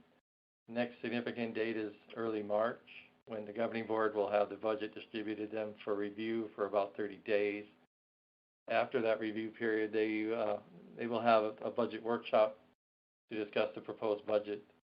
There will be a few community forums in April, and then finally acceptance of the budget in the latter part of May. Moving to the slide presentation, let's first review the goals of this budget process. The primary goal of the budget process is to support the key objectives of the governing board. Obviously, preserve, protect, maintain, enhance our assets of the association, and in support of that objective, the budget process addresses the balance of our current operational and long-term asset replacement needs. And in light of that, we always want to make sure we meet or exceed those reserve funding requirements. We believe this budget achieves the goal by addressing the reserve funding requirement established by governing board policy. Pete, could you speak up just a bit? Thank you. Sure. Is that better? The funding for new capital projects. We believe this budget continues to meet the goal of investing each year in new capital projects.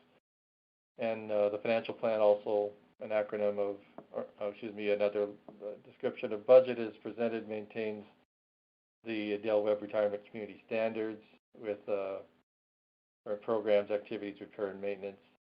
These have been reflected with recognition on a national basis. You'll see in a few minutes the goals in past have been to be nominal increases in dues and or greens fees or bowling lineage fees. This year you're going to see that we're not proposing any increase in some of those categories and a very modest increase in our asset preservation fee. I'll refer to that in the future as APF. Budget expenses are based on historical trends. This year, our senior management, we challenged our managers to decrease their operating budgets by 3% as compared to the historical trend. I wanted to go back real quickly before I hit into some of the assumptions that are placed within the budget. One of the most assumptions that's not listed is that the current COVID vaccinations will have the effect of restoring many of the revenue sources that RCSCW relies on. Most notably, we've been suffering under this pandemic with guest fees, special events, Kennet card revenues, bowling lineage. And the general assumption is that we're going to be beneficial by these COVID vaccination reductions that in many ways, we'll be back to 75 to 80% of pre-COVID levels by November of this year. If somehow the revenues do not recover, our leadership is prepared to do a review of capital and operational expenditures to accommodate any shortfall. So moving to the actual expense assumptions, the wages and benefits are the largest component of our cost structure. As such, impacts such as wage increases and FTE management are very important to understand relative to the income statement. After payroll, another significant expense is health insurance. This past January 1st, our CSCW incurred an approximately 10% increase in the premiums. I presented to the VNF several months ago that this came after several years of very low percentage premium hikes. So over a 5-year period, the average is in about the 5 to 7% range. Given the recent COVID impact, 7% is what we're budgeting to incur the next January 1st of 2022. Moving to the revenue side of the income statement, the largest components of the association's revenues are derived from its member dues, golf, and bowling. As I mentioned earlier, I'm pleased to announce that at this time, we are proposing to freeze the member dues and the golf green fees and cards and bowling fees at the current rates, and facility rental fees will not increase either.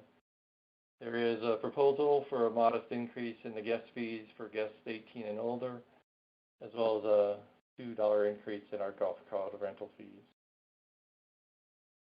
Moving to the APF on number 4 there is an increase in our APF rate. It's moving from its current $3,500 to $3,700. Quick reminder, there has been no increase in this rate for at least 4 years. And again, moving back to the expense side of the equation, as mentioned in the goals portion of the budget presentation, the GM and CFO challenge managers to reduce the operational costs off their multi-year average for operational costs by about 3%. I'm very pleased that the managers have delivered cost reduction strategies across many of the income statement categories. Before I present the next slide that demonstrates the impact of all of these assumptions, I would remind everybody that the projected comparison year of FY 2021 has had many COVID-related impacts, both in revenues and expenses.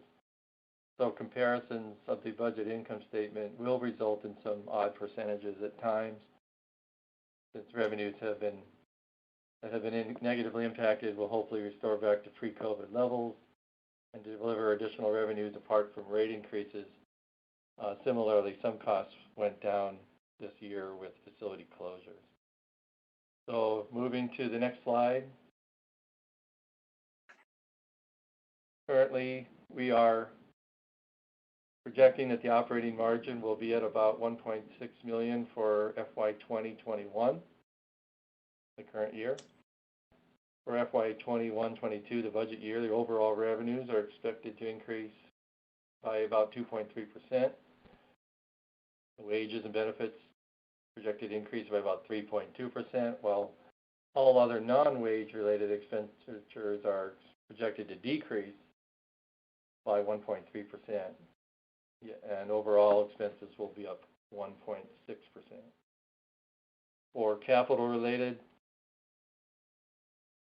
despite the $200 increase in the APF rate, we are anticipating budgeting, if you will, a slowdown from APF transactions to a rate of about $1,200 from the rate that in the current year is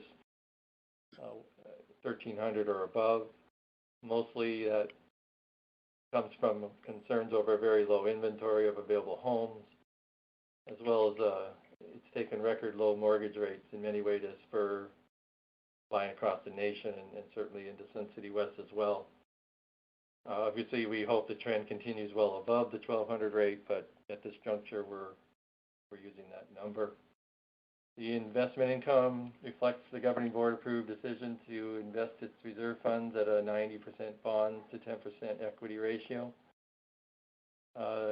I'm projecting that the yield on those funds will be approximately 1.5% range. As has been discussed in the last few minutes on the capital, there are no club-funded requirements currently built into the FY budget. And the loss on sale of assets for items currently budgeted for capital is about $27,000.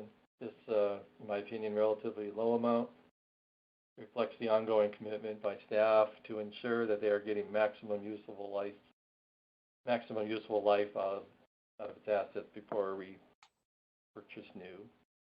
Depreciation is up slightly, reflecting some rather large projects that came online in the current fiscal year, most notably the $1.7 or so million Coons expansion project. Overall, therefore, the excess of revenues over expenses is about $2.4 million for FY 21-22, with most of the reduction versus prior years coming from lower investment returns. For the next 4 slides, the income statement is broken down into 4 divisions. I won't spend that much time on these. The first is recreation. Not a very material change in the, I think this has gone to the bottom, sorry.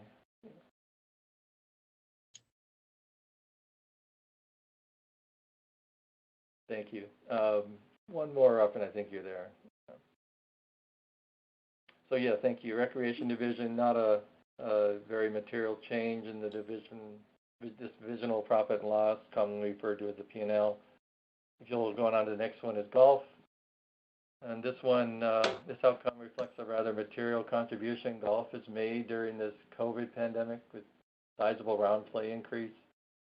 It's anticipated rounds play will probably abate with the COVID restrictions lifted. However, it's obviously all of our hopes that the resurgence will remain strong. Please note that this golf P&L for 21-22 is essentially moving back to levels we saw in the years pre-COVID. Pete, you're a page behind. Fair enough. Thank you. There's golf, and I'll let you take a look to highlight the 1 inch from the bottom. The operating cash flow was projected to be $896,000 loss for FY 2021. That does go to $1.6 million, due mostly to an increase and reduction in rounds play. But again, the 1.6. I'll record your message at the tone. When you are finished, hang up or stay on the line for further options. Hi, Diana. It's Lisa Vine. I just got booted out of the meeting and I'm trying to get volume back so I can finish the minutes for the meeting.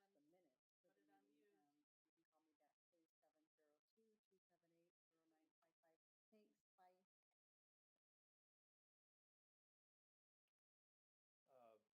So we'll move on past golf and on to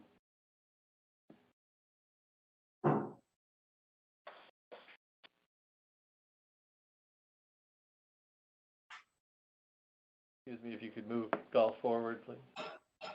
I got kicked out of the meeting and I can't finish the minutes. I sent Ann a message. I said, Lisa, just to be sure, I think I see that the slides are still going. And I sent Ann a message and I said, Lisa, just a reminder, if you could mute your. is Pete still presenting? And she said, yeah. And I said, I got kicked out. And Lisa, we can hear you. And I called Diana and I got a voicemail and she's going to have to tell Katie. This is Katie's Ann. there. Lisa says she's gotten a message that the meeting's over and she's trying to get back on. She can't hear anything. I'm going to send her a message and tell her to call in on her cell phone. Thank you, Ann. Yeah. The next slide, Sports Pavilion, predominantly, of course, is bowling. Again, it is hoped the lineage will return to pre-COVID levels. I think we were budgeting to roughly a 75 to 80%, given that we're the uncertainty of having the league play in the fall, be up and running fully before getting back to pre-COVID levels. And general administration is the next slide.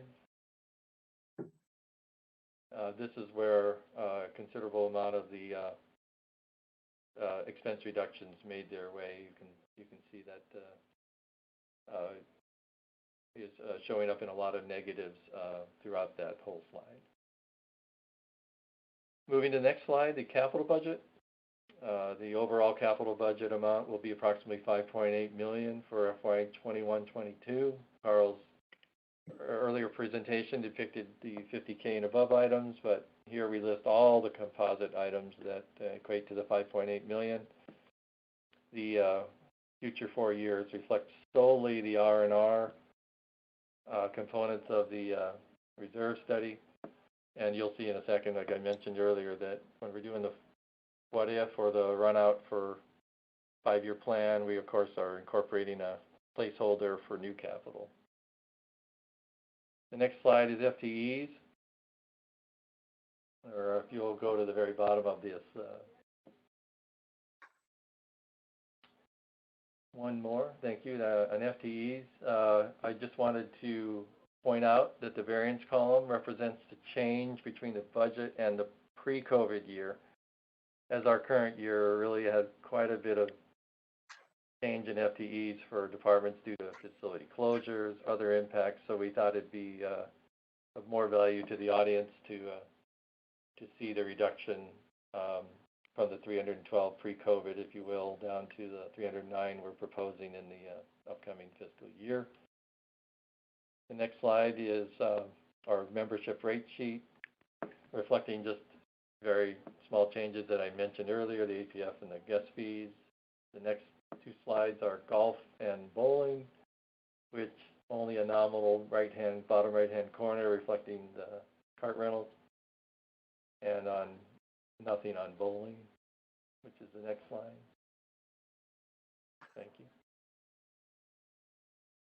The next slide is a projection of the next 5 years. It's a busy slide, but the budget column right in the middle highlighted. That, of course, becomes our denominator, if you will, or assumption for future impact. We'd like to be mind readers, but generally speaking, we have to go with just 4 assumptions. I put those in the comments column. But we can accomplish at this juncture much of what we're willing, what we think we're going to need to have for funding off of very modest projected due increases in the future years. Those are highlighted at the tops of those columns.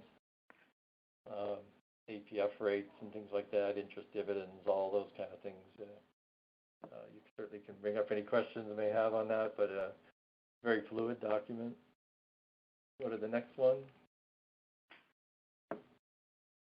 What again do all these inputs that I was talking about, the operating income, the investment income, the APFs, as well as our capital spend outflows for both new and R&R, what does that mean for our projected fully funded balance? It's just such a critical aspect of the reserve funds interpretation. And you can see out to the right that, you know, if all these things maintain their integrity, we should not descend anywhere below 51% and even have a 53% funding ratio by the end of 25-26. I don't profess to say anything that's extremely material on the revenue side. You generally speaking see the operating cash flow moving at modest increases, restricted investment earnings. APFs, I did have slight increases, but I kept the APF transactions relatively conservative, at least by current run rates. Moving to the outflows, the line that's been catching some discussion in the earlier part of this meeting was the capital expenditures. If you look to the far left of that column, $1,007,000, $1,002,000, $1,001,000, $840,000 in the current year. I did the averaging of that and pretty much came up with about $1,002,000. So that's what I put out as the run rate going forward with a 3% inflation factor. A lot of discussion seems to emerge about irrigation. I point out that we have 2 of those large projects built into the run rate over the next 5 years. Grandview and Echo Mesa is the second one. We have some pretty considerable spend on things like parking and roofs over the next 2 years, but after that, there's considerable reduction in those items that will help replenish some of the reserve funds. The reserve funds themselves due to send after a rather large spend for the irrigation project next year, but after that, we essentially get right back to where we were. And of course, the fully funded balance is inflated, so that to hold those dollars against inflation value still gives a 53% ratio. So one comment I was going to make, a very astute observation a couple people posed to me before the meeting was, we do have a variance between the what-if projection that I did on my capital presentation earlier on this agenda and the budget one that you have in front of you. This was intentional, because on the capital presentation one I did earlier, that's just basically what's happened year to date. And I run out the rest of the budget over the rest of the year. This budget what-if gives projections for the year, for future years, and hopefully that clears up any confusion regarding those variances that exist right now. So that's the end of my presentation. As we said, I hope you have any questions. Hope I can answer for them. Thank you so much for this presentation, and I want to again just go ahead and go down the committee members, see if anyone has any questions. Let's address those.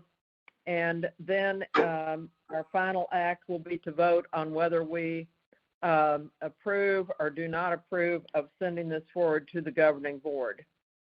And we can also say that we want changes made to it if so be. But first of all, we'll start with getting people's questions on this. So I'll just call on you one by one. Gary, you're first. I have none. Thank you. John. I have one question, and that is the increase in membership revenue for next year. My question is this: is that a function of the new housing going into the community, or are there other things at work there? Good question. Preponderance of the increase, because of the obvious no increase in our actual dues, the question would emerge, where's that coming from? And this relates back to two items that are buried within the membership. Beyond the dues, we get guest fees and we get tenant cards, and those were significantly impacted by COVID in the current year. We are planning to have those restore back to about 80% of pre-COVID levels. And that's where that 4.2% is coming from, not from any increases. Okay, thank you, Pete. Terry. A couple questions. John had the first one. Is the new development by Fry's, is that in here yet at all or not? Well, a lot of people ask me that.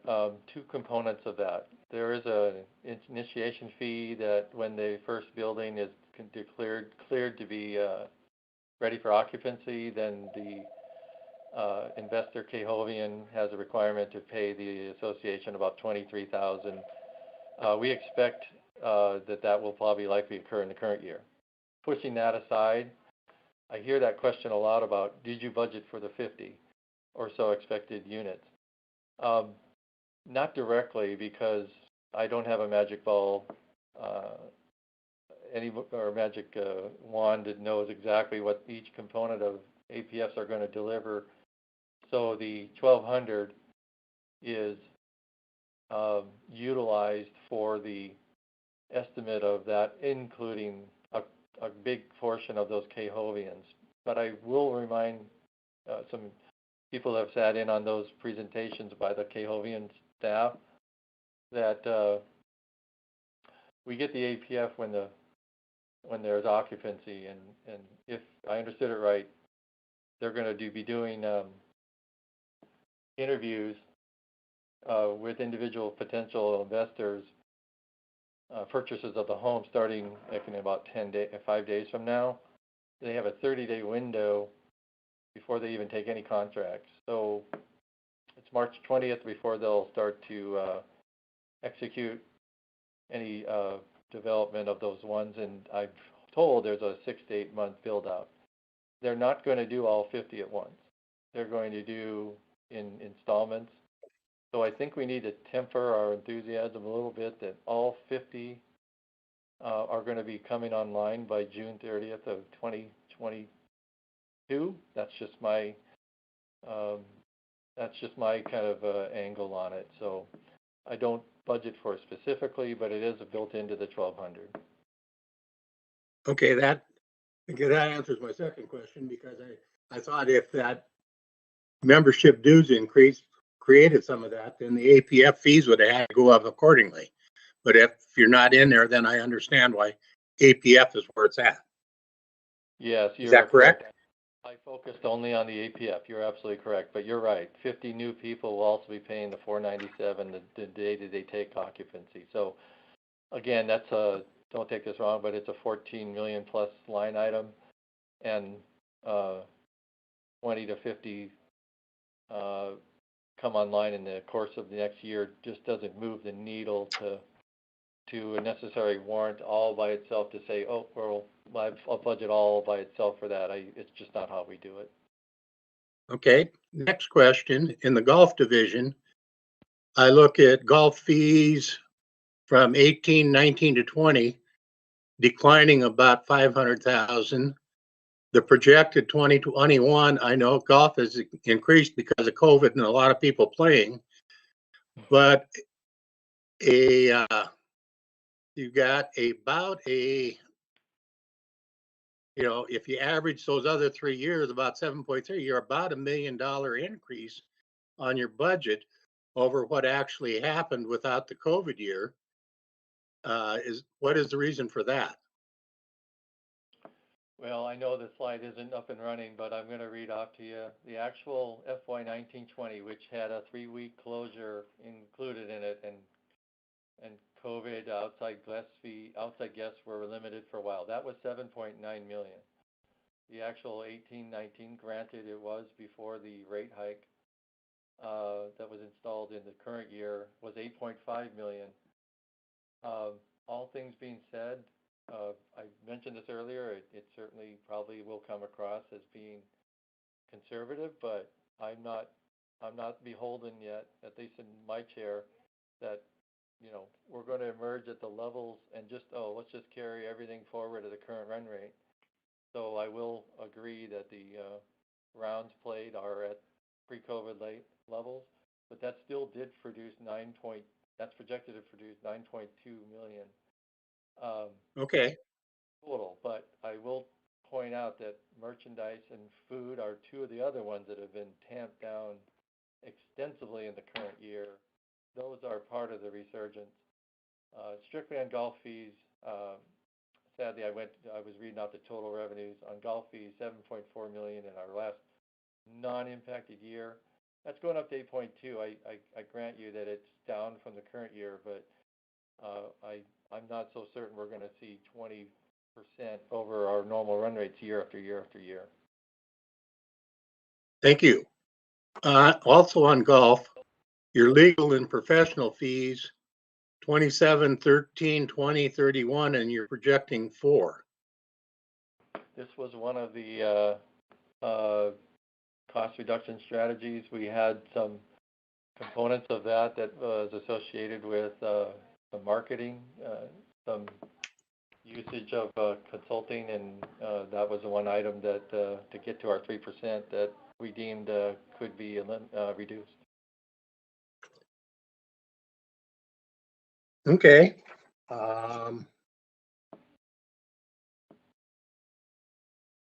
I think that's my list of questions. That was some of the major differences I saw. You did a great job, Pete, as always, and thank you.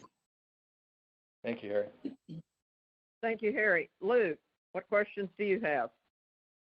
I don't have any questions. Pete, good job. Always nice working with you. Thank you, Lou. Thank you. Lisa, are you on? I am on, thank you. Thanks, Ann, for helping me out with that. Pete, great job, appreciate it as always. You always do such a professional job, and no questions. Thank you, Lisa. And Kathy? I have just a couple observations. I'm comfortable with the 2021-22 budget because I think that's what we're focused on, but I want to talk a little bit about the projections going 4 years out. In my experience, if you look at the membership dues increase at the top of the page, I think it's page 20, you project 3.6%, 2.3, 2.7, 2.4. And I want to just hold that thought for a second and go down to the APF where you're projecting $100 each year. It seems to me coming off a 0% increase and jumping to a 3.6 will certainly cause some chatter. In my experience, it's better to try to smooth these out and average them across, or wait and increase dues like every other year or something like that.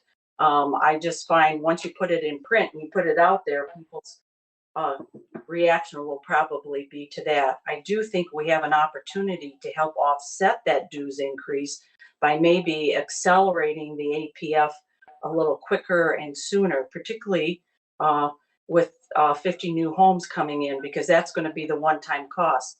The members currently, obviously, if you buy a new home within Sun City West, you can request that rebate back. So that's just my thoughts on that. I know we're not approving long range or not, but I just had those comments. The other thing is also in your projections, Pete, on your payroll and employee benefits, this is again 22, 23 out. You show a 2.9% average, yet we just had a 10% increase. And I would tend to think that 2.9, if you could keep your healthcare down to 2.9, that would be a miracle. So I would probably recraft that figure in some way, but that's just a thought on that one as well. And I think that's it. Otherwise, I do support the 2021-22 preliminary budget. Thank you, Kathy. Pete, And- wonderful job. I just want to make a couple of observations. I know we've talked about the APF fees. I think going at $1,200 a year going forward is really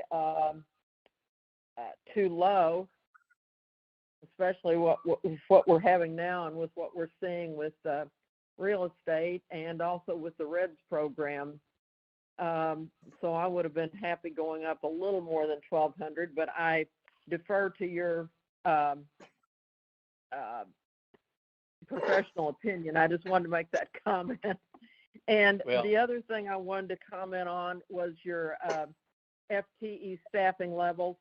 And I understand how you did that, going from your variance of your action in 19 and 20 to this next year, since it's been a rather unusual year. What I wanted to ask is, are we adding any new spots, or are we just hoping to totally fill spots that have been budgeted in the past? I know in golf maintenance, we've had a lot of open places, so that seems to be the one that's going up. Are you hoping to just have those filled next year, or are you actually adding people? Not adding any. You hit it on the head. One difficult process is, how do you budget for currently vacant positions? And so we did a pretty considerable effort to, Tim DeAngelo was on the call, did a wonderful job of extracting off of our calendar year 2020 usage of hours at a departmental, even a positional level. And we went to the managers and said, tell me off of this current rate, what do you have that is in the queue already with HR for replacement? And if it's not, can you, advise us where your plan is, or up to and including eliminating it from consideration? That being said, I think we came up with a good baseline, but your point is the one that confounds us in the accounting realm probably more than anything else in the budget, and that's Todd has active HR, what we call PALs, which is active seeking of these positions. They're very slow to be filled. But do you go to a budget and just presume that he's not going to have any success? And I think that's we came up with a compromise, and for the most part, a course goes anywhere from 7 to 9 greenskeeper, and we used that as our assumption for putting in the budget. I will tell you that is down from previous years. So we came, for the most part, on the conservative end of fulfilling the budget projection, but absolutely no new positions. No. Todd told us last week he was down 21 people currently. Yeah. And, off historical numbers, without going too deep into it, he did run those in the past. We did not budget to get back to that level, Gary. I think that was who you said it. We came up with kind of a midpoint. Otherwise, we would have budgeted for 21 positions, and his likelihood factor in that, I think, sadly, is not at 100%. In fact, I'd argue much less than 50% that he'll get responses. It's very, very difficult recruiting those positions. I want to ask about the admin. It looks like you're not going up much over what you've actually had this past year, but going back to fiscal year 2019-2020, you're up about 5.5. Are we adding anybody in there, or are we just, filling positions that are open now? Well, there's a component in the 1920 that's probably causing you to, I don't know if it's up but for those that can't see it, it went on a run rate of 45 down to 40 in the FY 1920. I will communicate to you that in the post-March or so, when we went into full facility closures, there were 3 that I can think of at the top of my head, 3 positions that left the organization. They were not backfilled. And okay, as we emerge from the back to full restoration, I will tell you that due to some changes in how we're doing like membership and things like that, we are projecting to go back to that number that was before. But we are, I hate to say it, we're not really increasing over where we were. Okay, thank you that very much. That's all I had in the way of questions. I'm going to go ahead now, and if anyone has any more questions, pop in right now. Hearing none, what I would like to do is call for approval or disapproval of moving this budget forward in the budget process to the governing board. So I will start with Gary. I'm fine with that. John? Approve. Harry? Approved. Lou? Approved. Lisa? Approved. Okay, thank you. And Kathy? Approve. Okay, thank you so much. We have unanimous consent to move this budget forward as presented today. This may not be the last time we'll talk about the budget this year, but it is moving forward at the particular point where it is. So I thank you all for that. I'm going to now open it up if anyone on the committee has any comments. I'm just going to leave the line open. I won't call on you individually, but if anyone has any comments, please speak up. And I just think, Pete, we've all given Pete a lot of accolades for his presentation, appropriately so, but we all know that the work is done to support him. And Tim and Karen, I'm sure have worked tons of hours putting this together. I think they deserve a special shout out. Thank you. I couldn't agree more. Thank you, Gary. Any other comments from the committee? No comment. Do I have any comments from any board members who might be listening in or attending in on the me? Okay, Katie, have we had any remote guest comments? This is Diana for Katie, Diana. and we have none that have come in. Okay, thank you very much. I want to thank you and the IT staff for putting this on for us today and sticking with us through what I knew would be a long meeting. Our next meeting date will be on March 2nd. It will be at 9 o'clock. It is scheduled to be virtual. At that point, we will review the January financials, and I believe we will have an update from Vanguard at that time. I don't know what else Pete has on the agenda for that, but we will have that meeting on March 2nd. So thank you, and the meeting is now adjourned at 11:24. Thanks to each of you. Bye-bye. Thanks, Ann. Thank you, Ann. Aye.